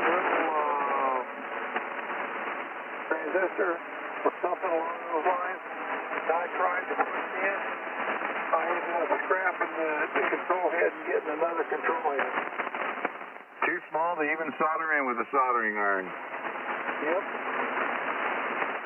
Yeah, that's not true. All right, well, that's interesting. I'll keep an eye open on my Andersons and make sure they're doing okay over time because, like I said, I'm very pleased. And that was a good option for me. And I love their crimpers, man. Those crimpers are magnificent. Yeah, I like the technology. Piano is good. It probably, well, I'm used to doing stuff, you know, the other way. That's what I prefer. Yeah, very good. Well, you're starting to fade out on me a little bit, so I'm going to hand it back to John. And I'm glad you gave me that information.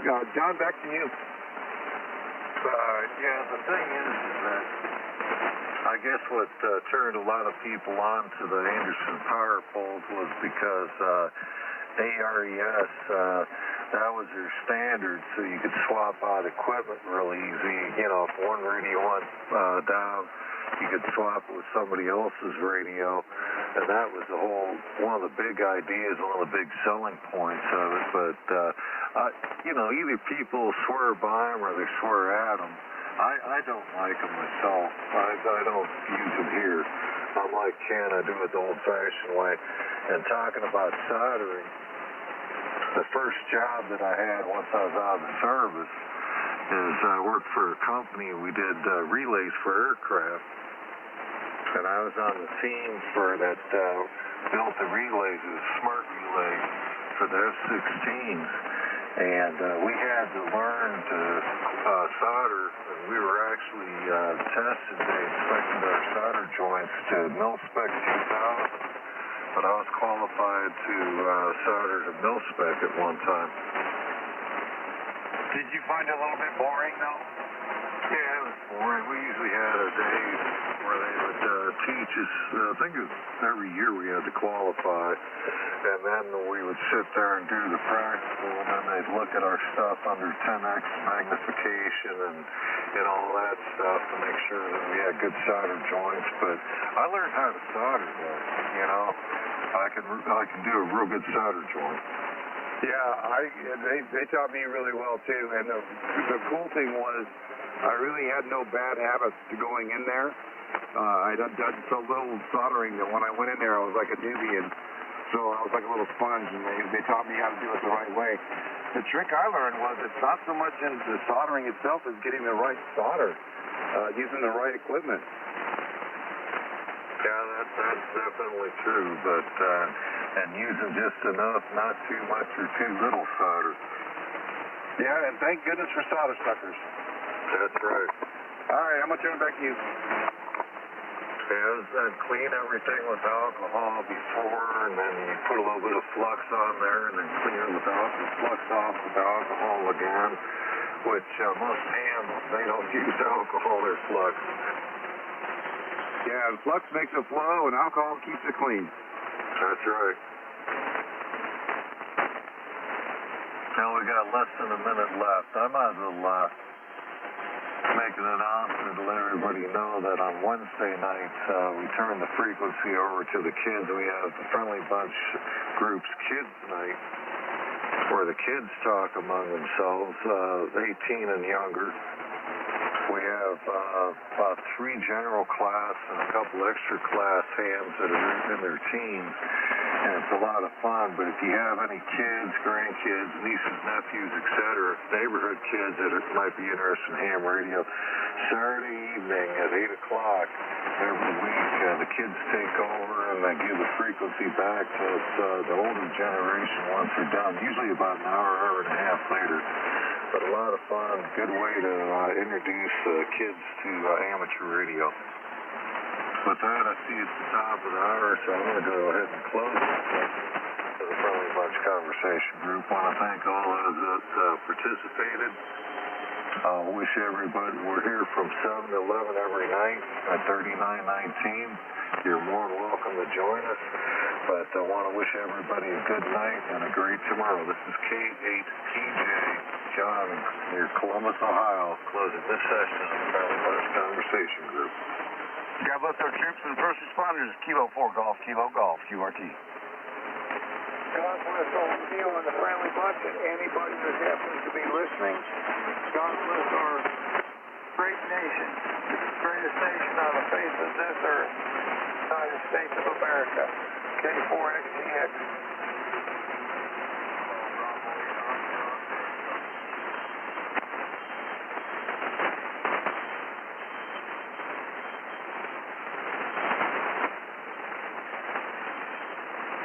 For some reason I just kicked offline. I got to get back online to shut everything down. Yeah, that happened just before you signed up.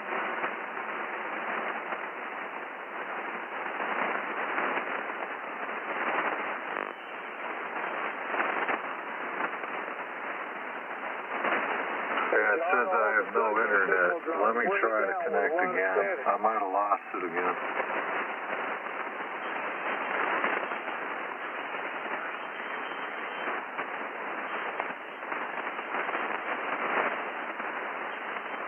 Hey, Ken, you still on frequency? Yes, I am. Your signal's dropped due to bad conditions and weather, I believe.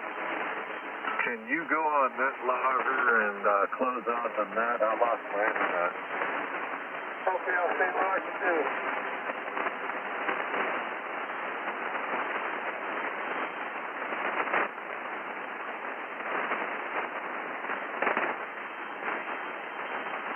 Oh, wait a minute. I think I got it back. Okay, hey, it looks like you may have closed it out. Does it telling me to select net or create net? It just tells me it's stopped logging. I'm going to go ahead and see if it's on that list for the net. Okay, I don't see it on the list, so I must have been able to close it out. Yeah, it's not there. Yeah, I don't see it either. Yeah, I had lost internet again, but it came back. All right. Anyway, thanks, guys. I appreciate it. KAPJ. K4IST, get out there, everybody. Good night, sir. Have a great night. Be cool, be careful, be safe. K4XTX.